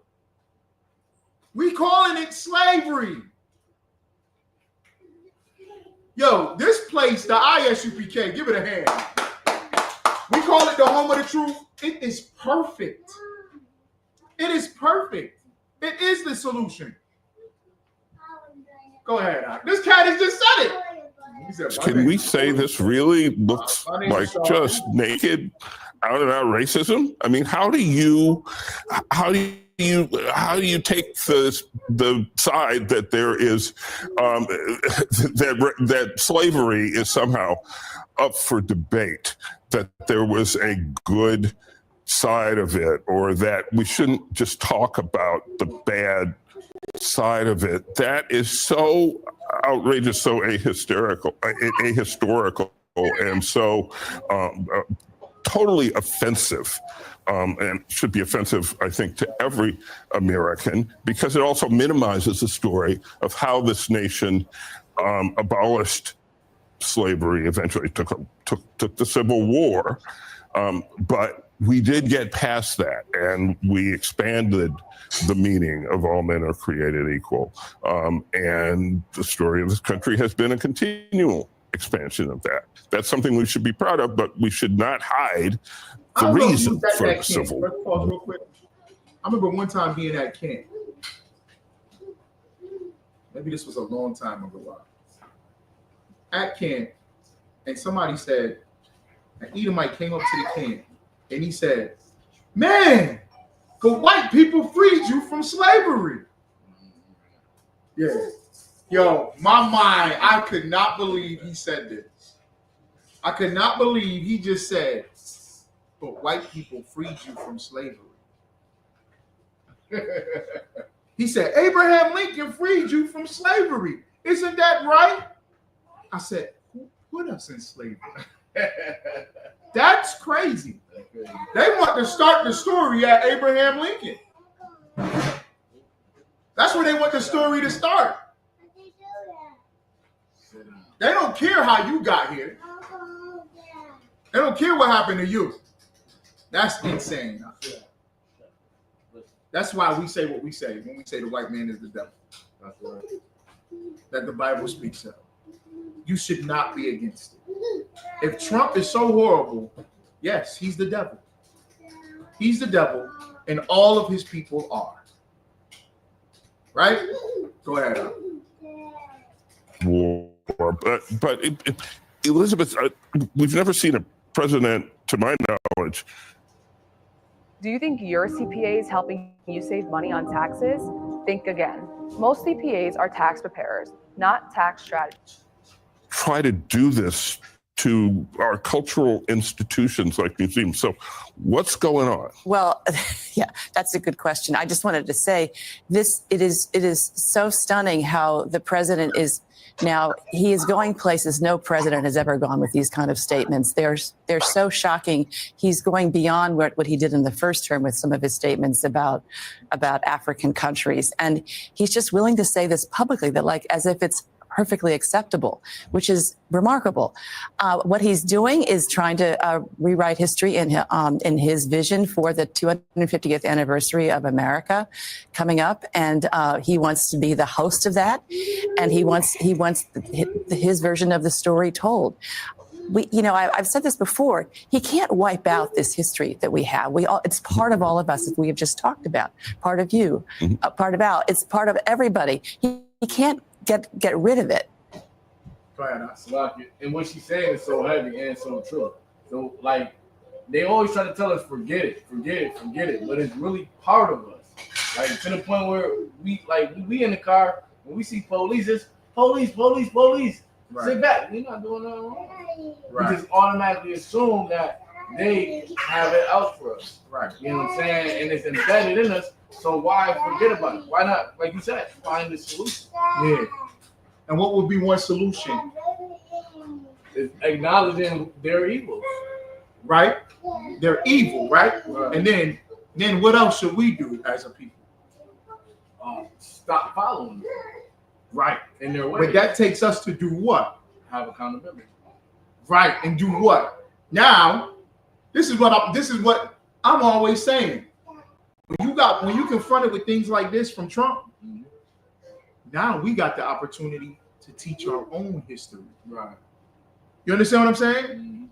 We can gather our records together and teach our own history. Right. Where are the HBCUs at, man? This is a shame. Because the HBCUs should be like, go ahead, Trump. Trump, go ahead. Get rid of it. Right. In the beginning of this clip, this cat said he's the anchor said Trump is going to defund museums just like he defunded colleges. Right? That's why you don't see HBCU standing up talking about stuff like this. They scared Trump is going to take their money away. You see what I'm saying? Instead of us being like, Trump, go right ahead. See? Now this gives us an opportunity in the Isupk. We'll teach history then. Right. We'll teach the history. We're good. Send everybody to us. The HBCU should tell that to Trump. We all should tell him to Trump. Do whatever you want. Right. You understand what I'm saying? Right. Be racist, Trump. You're a filthy, disgusting racist that wants to erase history and change history like you white people always do. Right. It's in our scholarship, it's in our universities, and so many historians. So it just undermines the federal government. It undermines the Smithsonian, and it just makes them less relevant. Yeah, I mean, just to reemphasize something you said, this is not African-American history. This is American history. There is no American history without African-American history. Well, and look at the slide. Yeah, we in law school, we always were warned about a slippery slope.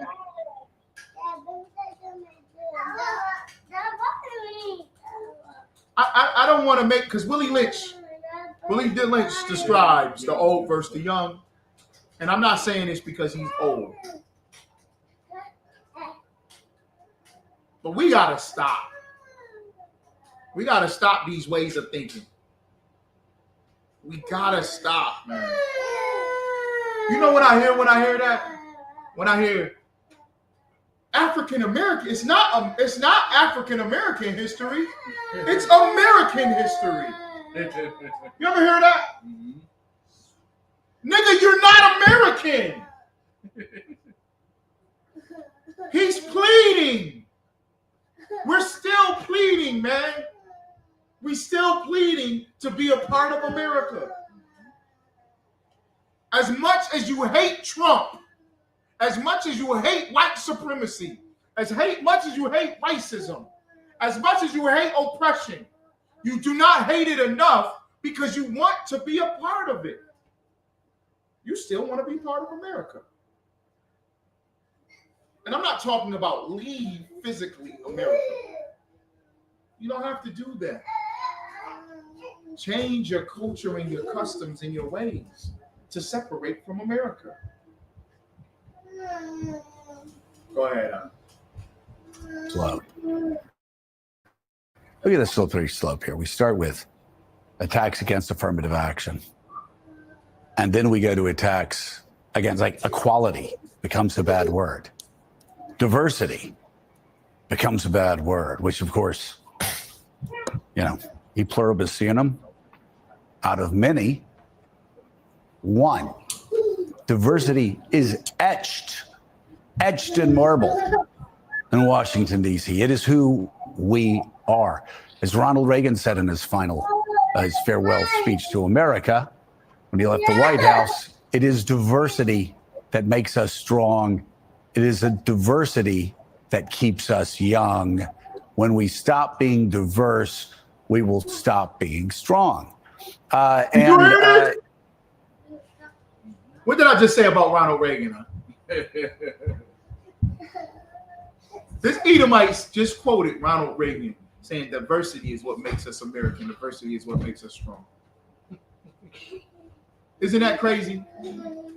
And he gonna quote Ronald Reagan? The crack kingpin? Satan of all Satans? When you talking, see, this is why Al Sharpton is a bum. This is why your pastor is a bum and a loser and he's trash. This is why all the black leaders that you admire and love so much, we keep saying they are going to fall. Didn't we say Umar was going to fall? He said, Umar, he's wrong. That's not how you do it. We kept saying that. Y'all love Umar. And people still love Umar Johnson. And he is a crook. Al Sharpton is a crook. This cat up here on the panel with him, what's his name? Fredman, whatever. He's a crook. Going to sit there while he just quoted Ronald Reagan said diversity is what makes us strong. Man, we would cut the sugar out that Edomite. We would cut the piss out of that Edomite for saying what he just said. Go ahead. Inclusion. Against inclusion, right? So we go from attacking affirmative action to attacking equality to attacking diversity, e pluribus unum, and now we're talking about exhibits.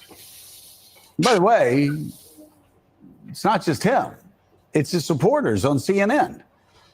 The permission structure is being sent around to say, oh, we shouldn't talk about how bad slavery was. What would you say to somebody that hasn't tried therapy before? Just ask yourself if what you're doing in your life right now is working, if you have peace. What? I mean, it sounds like people that are like Holocaust deniers, right? No, we need to talk about it, and we need to talk about it. And Rev and I have talked about this a great deal because the arc of the American story is extraordinary. What has happened in this country You want to really tell a great story about 250 years? Talk about how a guy raised in abject poverty became a state legislator in Illinois in 1933 and spent the next 30 years dragging a racist, recalcitrant nation to emancipating Americans, Black Americans. And how you have Frederick Douglass at the same time, sort of, going at him, but at times also being an ally with him. And together, they helped bring us out of that terrible chapter in American history. You can talk about, a guy like LBJ, who was opposed in many ways to the 1957 Civil Rights Act, transformed 7 years later to pass the most extraordinary civil rights legislation in 64 and 65. That's the story we want to tell. It is a story of a country that continues to move towards being a more perfect union. And sometimes we take some steps back. But it's an inspiring story for future generations to tell. We have to tell that story. It inspires future generations that no matter what we're going through, we can do better. We can be better. First off, very well said. Any effort to obscure that story is shameful and, yes, racist. And this is part of a larger effort. I think Elizabeth hit it right in terms of the president looking towards the 250th anniversary next year. That's part of this. But we've seen this now for a few years. Books banned in Florida, efforts to not tell certain parts of the American story.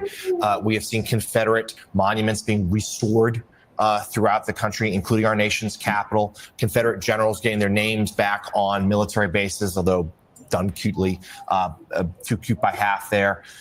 And we have seen also this president push and his administration lean on the Smithsonian to rewrite their impeachment exhibit. It is a retelling of the American story that is not who we are.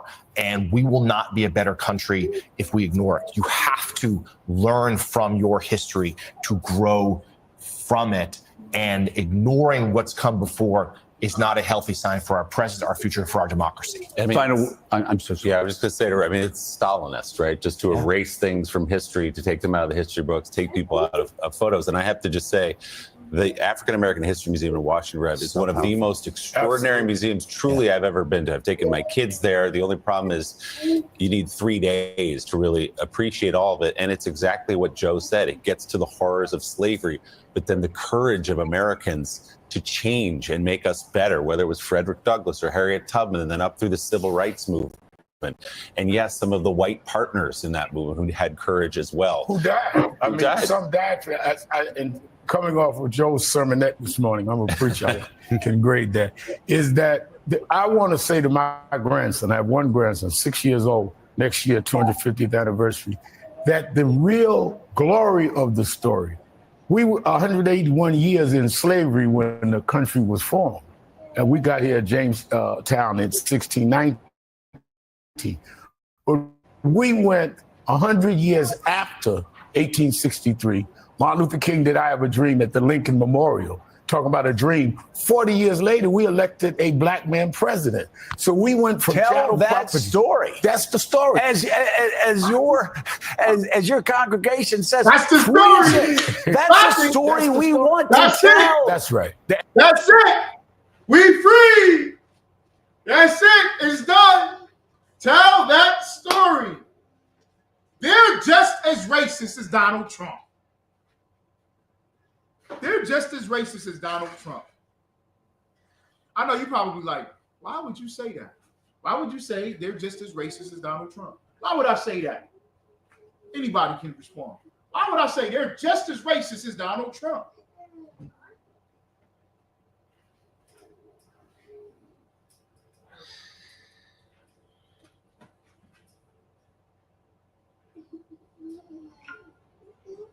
Why would I say that?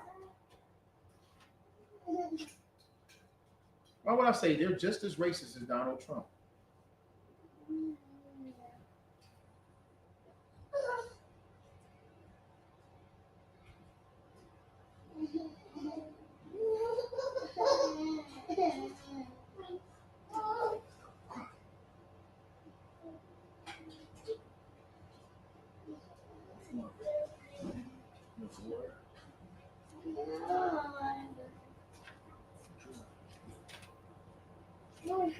I'm going to read this real quick. Isaiah chapter 30, verse 10. You good, Ash? Isaiah chapter 30, verse 10. Let me read this real quick. I'm going to start with verse 9. Isaiah chapter 30, verse 9. That this is a rebellious people, lying children. Lying children. Lying children. The scripture says lying children. Right? Al Sharpton is a liar. He's going to tell you something where it's a truth, but he wants you to fantasize behind this truth that happened. He said, and 40 years after that, Barack Obama, the first black man, was elected president. That's the story. He's a liar. That is not the story. Because Barack Obama was elected president, and we are still enslaved in America. We are still slaves in America. You know how we are still slaves in America? Willie Lynch, The Making of a Slave. Read this. I'm going to read this. I'm going to read this. You being me. The Willie Lynch letter and the making of a slave. The first Africans in America arrived through Jamestown, Virginia in 1619 as indentured laborer or servants. That's crazy, right? It says that in this book that we arrived as laborers or servants. We arrived as slaves. It's saying that in this book. From about 1619 to 1640, the laws throughout Europe and the Americas removed all human individuality from abducted Africans and named them property. Right? We were called property, right? The U.S. Supreme Court and Chief Justices like Roger B. Taney ensured that the law did not protect slaves, but embargoed their white oppressors who physically, mentally, and psychologically, abused them with full supremacy. No Negro, whether slave or free, could ever be considered a citizen of the United States, the Honorable Judge wrote.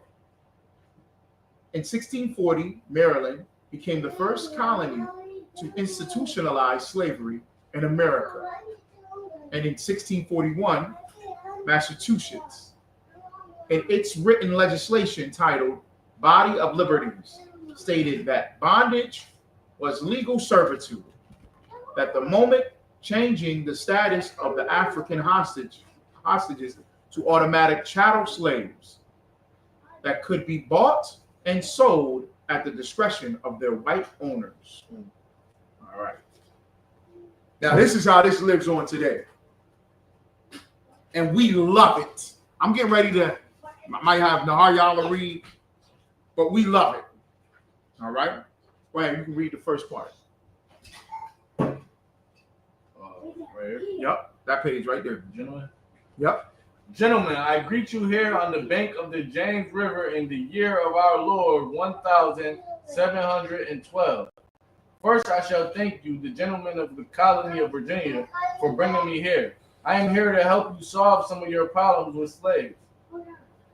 Your invitation reached me on my modest plantation in the West Indies. Right. Now, the letter is to say, right? Now, this is not a true letter. meaning it wasn't written by a man named William Lynch. However, this is very indeed true that this happens. All right. Where I have experimented with some of the newest and still the oldest methods for control of slaves. Ancient Rome would envy us if my program is implemented. See, it's called Ancient Rome. Right? Okay.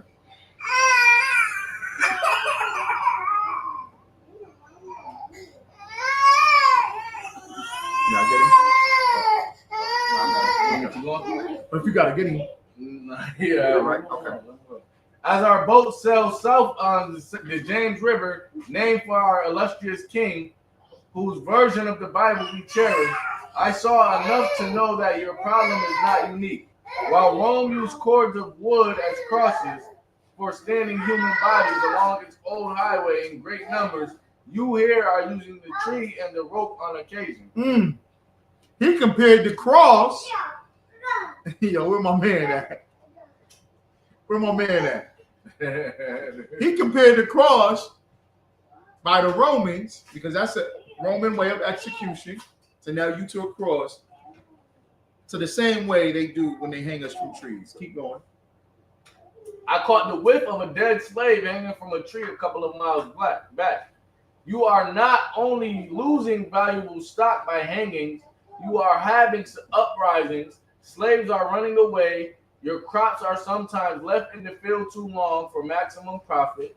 You suffer occasional fires. Your animals are killed. Gentlemen, you know what your problems are. I do not need to elaborate.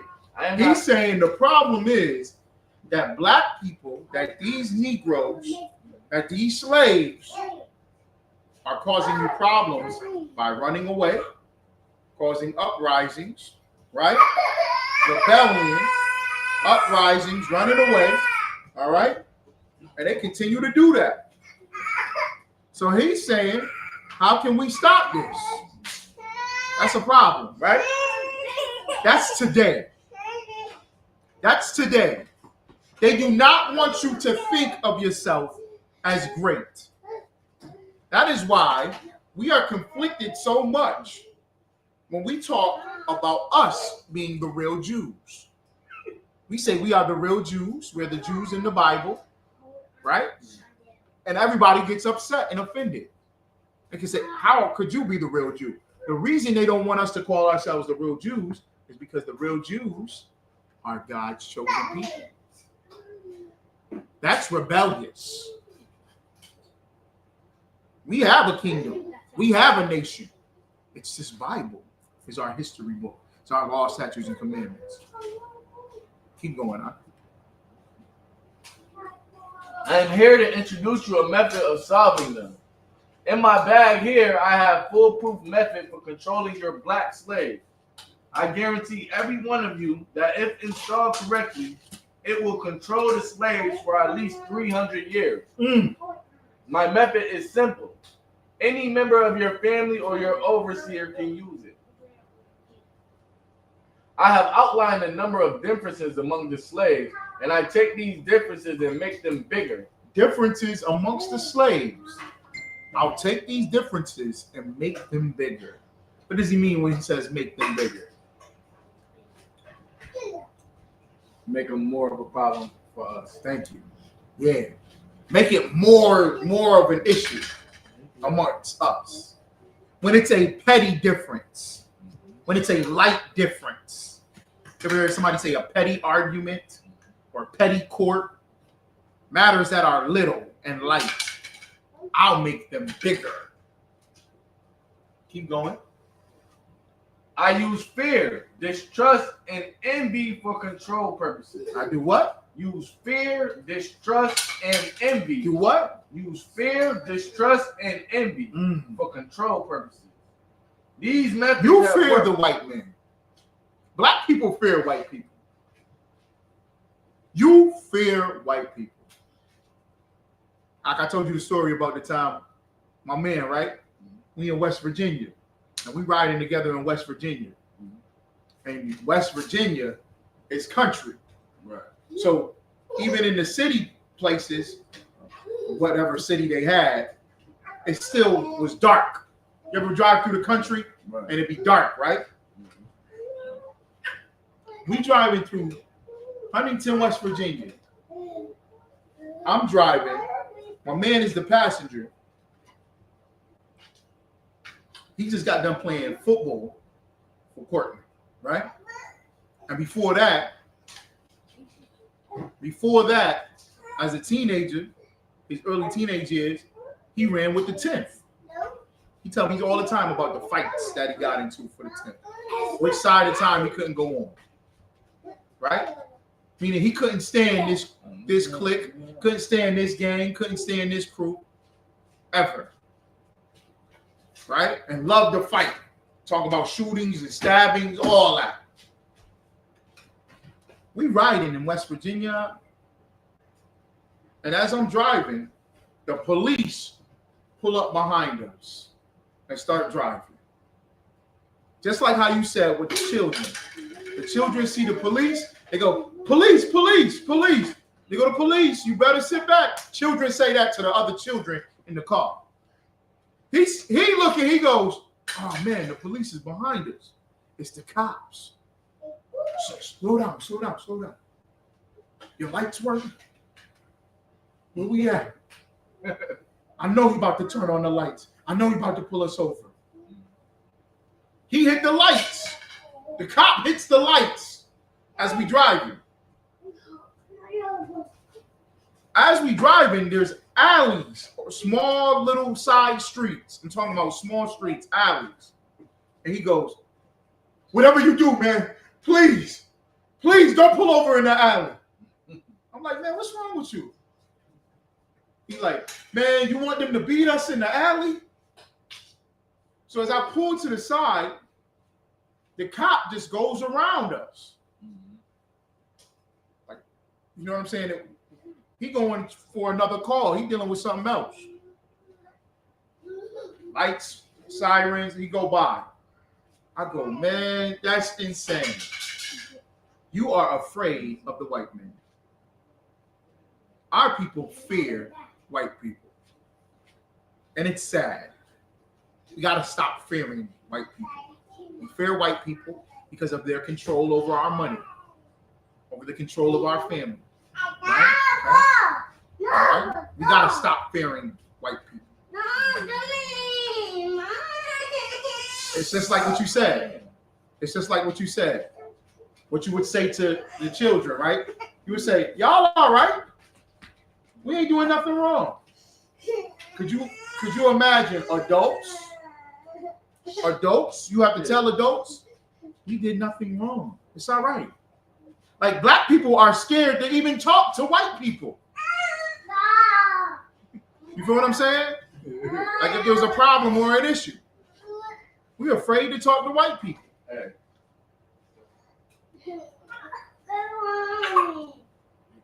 Black women, y'all call the cops because you fear white people. And you want to be with the man that fears white people. You do. Because you go, I'm going to call the police on you. And a lot of brothers are going, oh my goodness, please don't call the cops. She going to call the police. Don't call the police. Whatever you do, don't call the police. Y'all both scared of white people. You fear white people. And for you to use that as a tactic and a tool means and shows that you are racist against your own people. That you love white supremacy. Okay. Go ahead. These methods have worked on my modest plantation in the West Indies, and it will work throughout the South. Take this simple little list of differences and think about them. On the top of my list is age. So, hey, stop. Hey, stop. Don't do that. Hey, what I say? Stop. But it is there only because it starts with an A. The second is color or shade. There is intelligence. You said the first is age, right? Okay. We still act like that today. You cannot tell me this Willie Lynch letter is not real. What other culture do you know where there's so much criticism about the age? There is no other culture but us.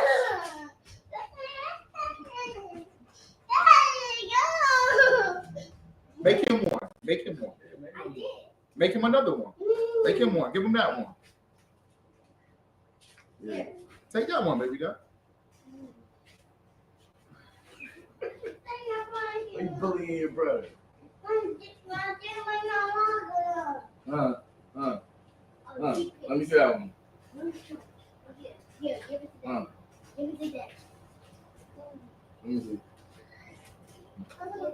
So you automatically know what I'm talking about. You instantly know what I'm talking about. You ever hear black people talk about music? Man, today's generation of music, man, can't stand that. Da, da, da, da, da. Or you might have younger people talking about older people's music as being whack or corny. I don't know them. I can't relate to that. We're the people that do that. That's how real it is. And we love talking about that. We love having that argument. Go ahead. He said shade too, right? Yep. Color. Oh my goodness. The second is color. Colorism is so profound. Light skin, dark skin. It is 2025. It's 2025. And we still battling over light skin, dark skin. Could you imagine that? That's crazy. Or women like the dark skinned men. They don't like the light skinned ones. The light skinned ones is weak, or the light skinned ones look better. Or I gotta get a red bone girl. Lil Wayne was just here, right? Man, in every rap song he talk about, I want a red bone. I want a light skinned red bone. You have the dark skinned chocolate sister singing the lyrics. I want a fine red bone that he's saying. It's crazy, y'all, how infatuated we are with color and colorism, and how true that is about the Willie Lynch letter. The different shades. Go ahead. There is intelligence, size, sex, status on plantation, attitude. Whoa. Go back, huh? Go back. Intelligence, right? Okay. Because you got cats that love this intelligence thing. Oh, I went to this school. I went to this college. I went to this university. Right? I got this PhD. I went to this college. I went to that. He knew to divide them. They know to divide us on that. And they got us on that. They got us in every point that Willie Lynch letter is talking about. It is so profound and true. And we uphold it. We need to stop upholding it. What else, Isupk? What's another way about intelligence that we see in the conscious community? Go ahead. Well, like in school wise, like they make it seem like they play on, like they pick on the kid that's smart, and the kid that's dumb get like popularity. You know what I'm saying? Like the slow kid, like the Zion Williamson. You know what I'm saying? He the popular kid, but the educated kid, it's like not cool to be smart, but it's cool to be dumb. Or whatever in our community. It's like they play on that too and push it. Like, I don't know if you've seen Power. Remember the kid Zeke? Yeah. Like they purposely made him dumb because they know to us it's funny. Right. Because we laugh at the smart guy and the dumb guy is the cool guy, the popular guy that's going to the league. Right. Going to like my cousin Deshaun. He was always like that. He was like always like that. He was like slow a little bit. Like but he was the popular guy. Everybody, all the girls, all that. Everybody was on him. The smart kid get overlooked. It's like a play on our intelligence. Right. Yep. You used to looking at it on both sides. Right. Yep. Or the smart kid get bullied. Mm-hmm. Right. Or it could be used like what I was saying. I'm smarter than you type of thing. Mm-hmm. I'm more educated. We do that, and then we make that into a bougie thing. Right? Okay. HBCUs or college educated, and I speak with proper English. I remember I was a victim of that because I lived over here in the hood and I went to Bishop Ludden. I went to Catholic schools and private schools, and I would talk a certain way, right? And I would be like, oh, y'all don't like me because y'all saying I'm talking white. I'm not talking white. I'm talking proper English. Right. But I wasn't talking proper English. I was using white slang. I was using their words and their terms. Right. You feel what I'm saying? I was using their diction and how they would carry words, their accent. I was doing that. Right. Because that came with it. And that made me as a child made me think that I was better than them, that I'm from. Because I can speak like them, the white people. All right? This Willie Lynch letter is so rare. I'm glad you brought that up. Or in the conscious community, right? What they call it? Pseudo, man. You pseudo. I got this book right here, right? The fake Israelites, the Egyptologists, the Kemites, the Nuwabians, who else? The Islams, the Moors, the Rastas. They all swear they're so highly educated. This book says this, and this. And they stupid as hell. Right? So they base it off education, please. Like that video you sent me with the dude getting pulled over by the police. He's saying he's not a foreign citizen. Like, they use all these smart words. They ain't show the end of that clip because he still got a ticket. Or he still went to jail. Right. You know what I'm saying? His brother's in jail, like, without a court date. They swear they know everything, but they cannot get out of jail. They can't get out of jail. All that stuff won't get them out of jail. And they sitting there talking about the sovereignty and the laws. Brother showed me a lien he had against the judge's house. Yo, he had a lien against the judge's house. He's sitting in jail. He's sitting in jail. He's sitting in jail for something petty. And got a lien against the judge. House. Outstanding. Right? So they know how to use this education thing. Go ahead. Sex. Did it say sex? Sex. It says sex. Did it say sex? Oh my goodness. Oh my goodness. I wake up in the morning. I go to bed at night. I'm on lunch. I'm at work. I'm at the slavery. I'm doing the priest work of the Most High. Everywhere I go, all through social media, it is nothing but gender wars. It is nothing but the black man versus the black woman. And you know what black people do? We love it. We love the division of sex. The black woman and the black man. Go ahead. You seen the video with the sister who she was getting tired of. The brother was coming to argue with his baby mom about the kid. He had the kids in the car. She's like, man, I'm tired of that. I'm my mama. She run in the house and get the gun. Oh, I didn't see the clip. See that? I seen it, but I didn't watch the clip. And she come out, and he light her up. And then they feed that to us. Yes. And that was a black woman, even though she was acting masculine, but she was shooting and everything. Shooting, fell, hit the ground, and he's still lighting her up. Mom. And they're like, yo, this is what happened. You want to act like a man, but it's like sex wars. It's like man versus women, because she go with his baby mom. Right, I was so confused. Some gay stuff. Right. And she trying to be like a man. She got the fatigue pants on and everything, and she was on the live. And it's common. It's common in our community that those videos hit us. Right. And we're going to push it and promote it and love it. It's gender wars. Watch out for the baby. I saw a video. Yo, this blew my mind. This brother, it was a reactionary video. He was talking about how his wife wanted him to put the dinner away, put the food away, right? And he took the pots off the stove. This is so crazy, y'all. This is so petty, right? He took the pots off the stove and put them in the refrigerator like that. His wife comes home and yells at him and complains to him. Don't have nothing, he can play with it.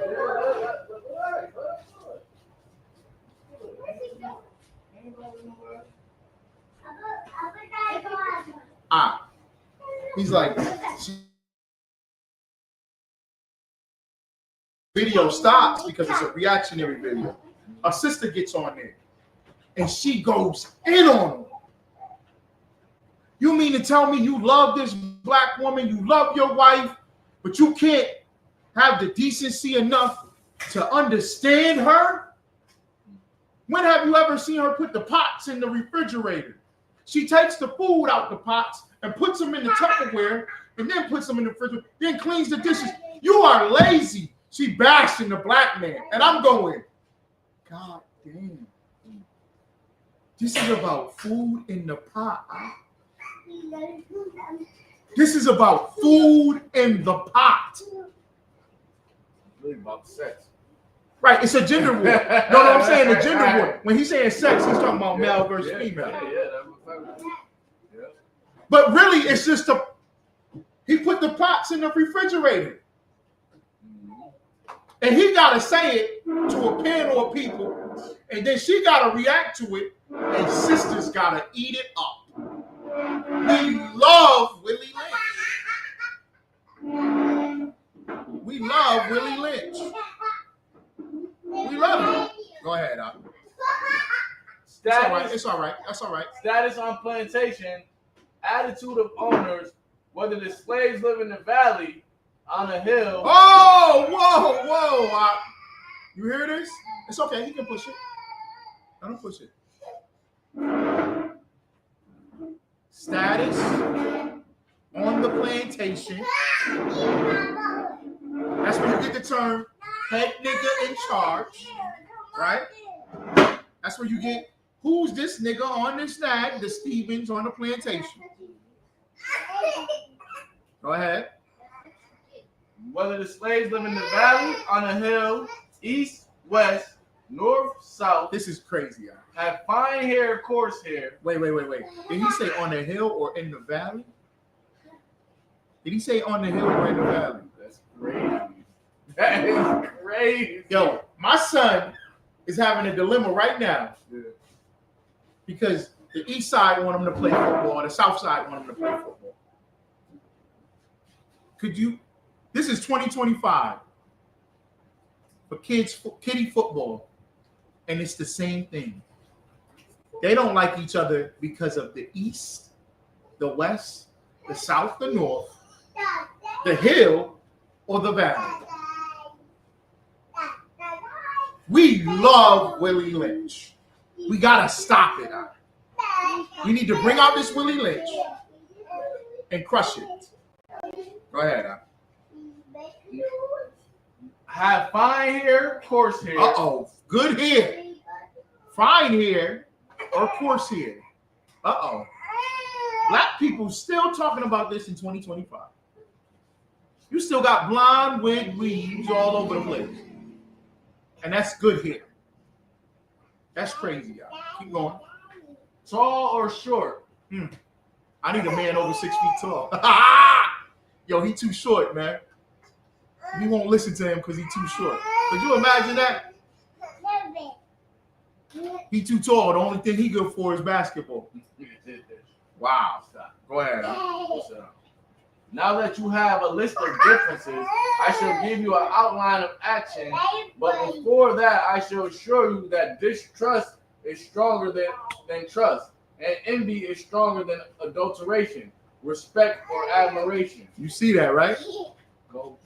Man, he said distrust is stronger than trust. Right? Envy is stronger than admiration. You need to make it your duty. When you see another brother, a black man, or a sister, you should make it your duty to be kind to them and say something nice to them. But we in Willie Lynch, the first thing we do when we see another black person is be filled with hate. Go ahead. The black slave, after receiving this indoctrination, shall carry on and will become self-refueling and self-generating for hundreds of years, maybe thousands. What that mean now? That you won't have to do anything else anymore. Why? We'll carry it on. Thank you. The slave will carry it on. Go ahead. Don't forget, you must pitch the old black male versus the young black male, and the young black male against the old black male. That's right. You must use the dark-skinned slave versus the light-skinned slave, and the light-skinned slave versus the dark-skinned slave. You must also have your white servants and overseers distrust all blacks, but it is necessary that your slaves trust and depend on us. They must trust and depend on us. Do what? Trust and depend on us. You know that they racist. You know that they hate you. But at the same time that they're racist and that they hate you, you got to depend on them. Ain't that Deuteronomy chapter 28? Which verse is that? Depend on them. Verse 48. Water and food. 48? All things. Yes. Water.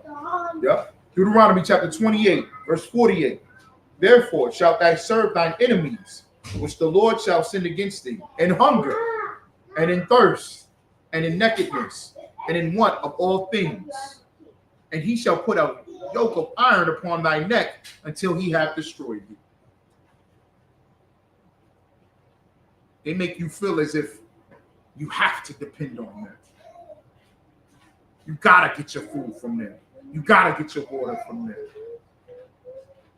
You gotta get your culture from them, your clothes, your identity. Everything must come from them. That was Willie Lynch perfected. And it's still happening to this day. Go ahead. They must love, respect, and trust only us. They must what? The first word he says is what? They must love. They must love. Yo, that debate, every time we go down there to them debates, black people love white people. They love white people. You cannot say nothing wrong. You can't go, man, that white man smell bad. You can't say that to black people. And he actually smelled bad. That white woman is ugly. You better not say that. You can't say that. Because black people must love white people.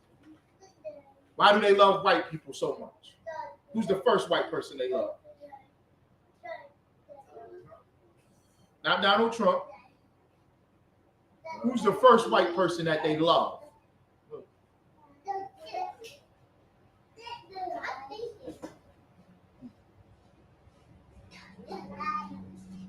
The white man? Right? Who? Which one?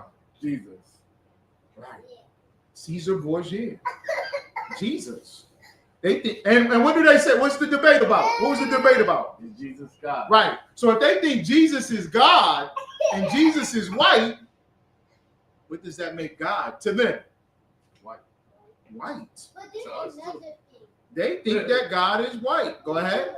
I always have YouTube like videos that be like some like and subscribe if you love Jesus, but the white Jesus. Right. You gotta like and subscribe. You know why they get so many likes? I guarantee they got millions of likes. Right, because black people is gonna watch it and go, I do love Jesus. And they'll see that white man up there and they'll go, oh, click the like button. Jesus gonna bless you. Ooh. Yeah, I'm gonna get a blessing that's today. what they gonna say. Right. Because they love If you them. hit the like and subscribe button, We love them. We respect them. That's what they say. Yes. We love them. We cherish them. We honor them. And we're gonna believe that. Go ahead, Al. Gentlemen, these kits are your keys to control. Use them. Have your wives and children use them. Never miss an opportunity. Have your what? Wives and children use them. I used to hear that white women aren't racist. By black men. Hey. White women are not as racist as white men. I used to hear cats say that because they wanted to get with white women or they have a white woman. And then they just automatically think that, well, white women ain't as bad as white men. That's the white men doing. He just said, teach your wives this and your children. White supremacy exists today because it's generational. Oppression exists because it's generational. That is the greatest generational gift that's passed down in America is racism. That's how they stay on top. They'll always stay on top because it's passed down from generation to generation. Go ahead now. Never miss an opportunity. Man, but their kids is cool now. Never miss an opportunity. But their kids is cool. They ain't like their fathers and their grandfathers. These ones listen to rap music and smoke weed with us. These white girls let us smash. These white dudes, man, they like all the chocolate sisters. They with us. I'm at my slavery. Now, Haryala, you in the truth. I'm at my slavery, right? Hey. And we were the Edomite. And something come up with about the Edomite, about me and the brother is talking about something. Right? And we talking about black culture. We talking about, you know what I'm saying? And the brother go, what high school did you go to? Saying this to the Edomite, to the white man. He said, I went to Corcoran. You know what the brother said? Take a guess what he said. Me too. Right, but what he said? We talking about race issues. Thank you. He said it deeper than that. He said, you a nigga too. And like brushed it off like, you can stay in this conversation. You went to Corcoran.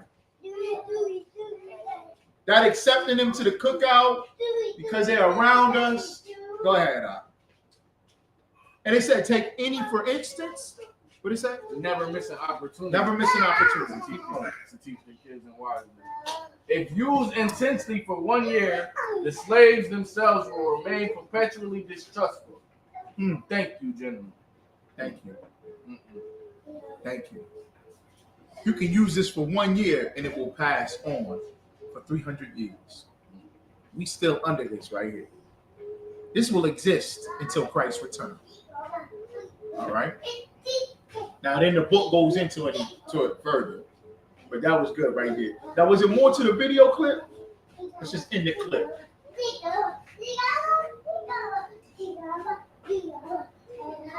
It's like 30 seconds left. Anybody had any questions or comments? And that's the glory of that all of us want to tell our children. Yes, it was bad, but it was made good, and this is the story. But to whitewash the story is to deny those that paid. He's Willie Lynch's dream, man. He's a product of Willie Lynch. He said, yes, it was bad, but it was made good. You will never hear a Jewish man say the Holocaust was made good. You would never hear the Jewish man say, well, the Germans and the Israelis get along, so we're fine now. Go ahead. The price to turn this country the way it should go. Amen. I think we can all and say all the people say amen, Rev. Amen. Amen, Rev. That's it. The water. That's crazy.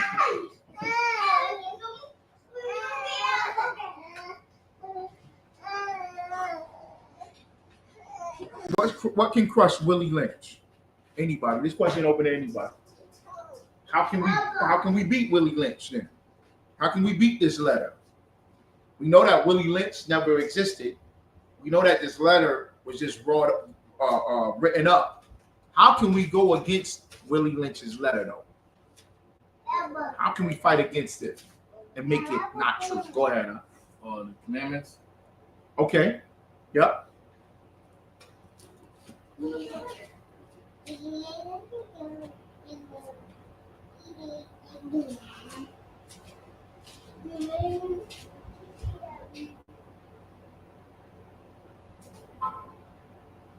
The commandments. What you mean by that? Elaborate. The law, statutes, and commandments in the Bible. Uh-huh. Our culture, our heritage.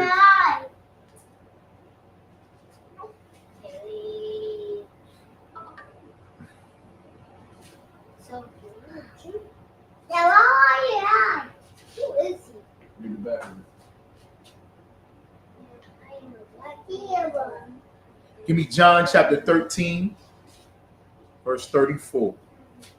You said the commandments, right?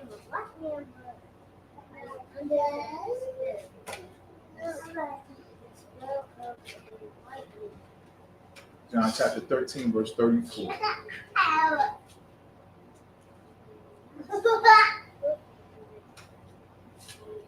This is the book of John, chapter 13, verse 34. This is how we're going to beat it. This is how we'll go against it. Let Donald Trump do whatever racist tactic he wants. Let him be racist. You're not going to change Donald Trump. You're not going to change America. You're not going to change racism. The Democrats and the Republicans both hate you. You're not going to fix it or change it. Let them be who they are. This is what we should do. Go ahead. A new commandment I give unto you, that you love one another as I have loved you. That you do what? Love one another as I have loved you. That you do what? Love one another as I have loved you. That you do what? Love one another as I have loved you. That's deep. How Christ loves us, that is how we love each other. Brotherhood is a weapon. Brotherhood is what's going to make us love each other. That will fight against light skin, dark skin, tall, short, fat, skinny. Who got the highest PhDs? Who got more money? Who the poorest? Who the fat? We are petty about every goddamn thing. When those are small things, good hair, long hair, black woman, black man, black man, black woman, black woman, black man. You hear it all damn day long. The way we fight against that. Read that scripture one more time. A new commandment I give unto you, that you love one another as I have loved you. That you also love one another. Right. Is there more to it? What's 35? By this shall all men know that ye are my disciples. See? If you have love one to another. That's right. That's how we know we represent Christ. That's how you know it's real and true. That's how we battle against white supremacy, brotherhood, black supremacy. Well, it's like a person I kept into Car Chronicles asked them, like, yo, I see Sonetta on the clip that I had right before I took that clip. He was like, yeah, man, when the brother yelled Kwame Ashala, I heard Sonetta, he hit the Kwame Ashala louder than everybody. He said, when ain't that brother gonna be an Israelite, man? He be with y'all, he be rocking with y'all. So Cap called Sonetta. It's like, yeah, tell him what you just told him. He's like, we gonna be an Israelite. He like, I'll never be an Israelite. He like, so why you yell Kwame Ashala? He said, because anytime I ever been around the Isupk, and I've been around a lot of Israelites, I've been around a lot of groups, even the conscious community, I never felt brotherhood like I did around these brothers, man. And that's one thing you could give these brothers. They have brotherhood. You know what I'm saying? Like, they treat me like a brother from Commander General on down. So whenever I hear Kwame Ashala, it's Kwame Ashala. It was heavy, man. It was heavy. I hope you make a clip out of it. It was heavy. I'm like, yeah, man. Cat just smiling like, yeah, because that's what we known for. That's right. We known for feeding the poor. That's right. You know what I'm saying? Thank you. Clothing the poor, the homeless. Right. Prison. Showing love to each other. Right. They say, yo, y'all get misrepresented. Y'all really, the Edomite said, that was the highlight too. Everybody keep coming to me. When the guys thought you guys was gonna be a problem, he came up to you guys, but nothing ever happened. Right. You know what I'm saying? Like brotherhood. Right. You know what I'm saying? Like the way we act and conduct ourselves. That's right. The water. Okay. Okay, we're gonna go to the store.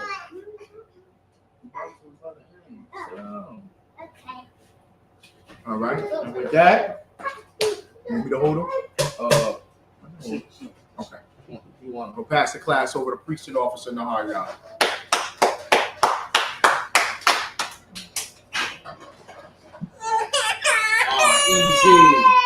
Easy mad at me, man.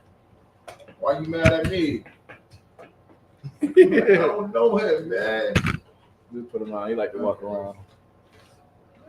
Man, yo, he can hold that pride. Yo, he held that. Okay. Put him on. He wanna walk around. Put him on. Put him on.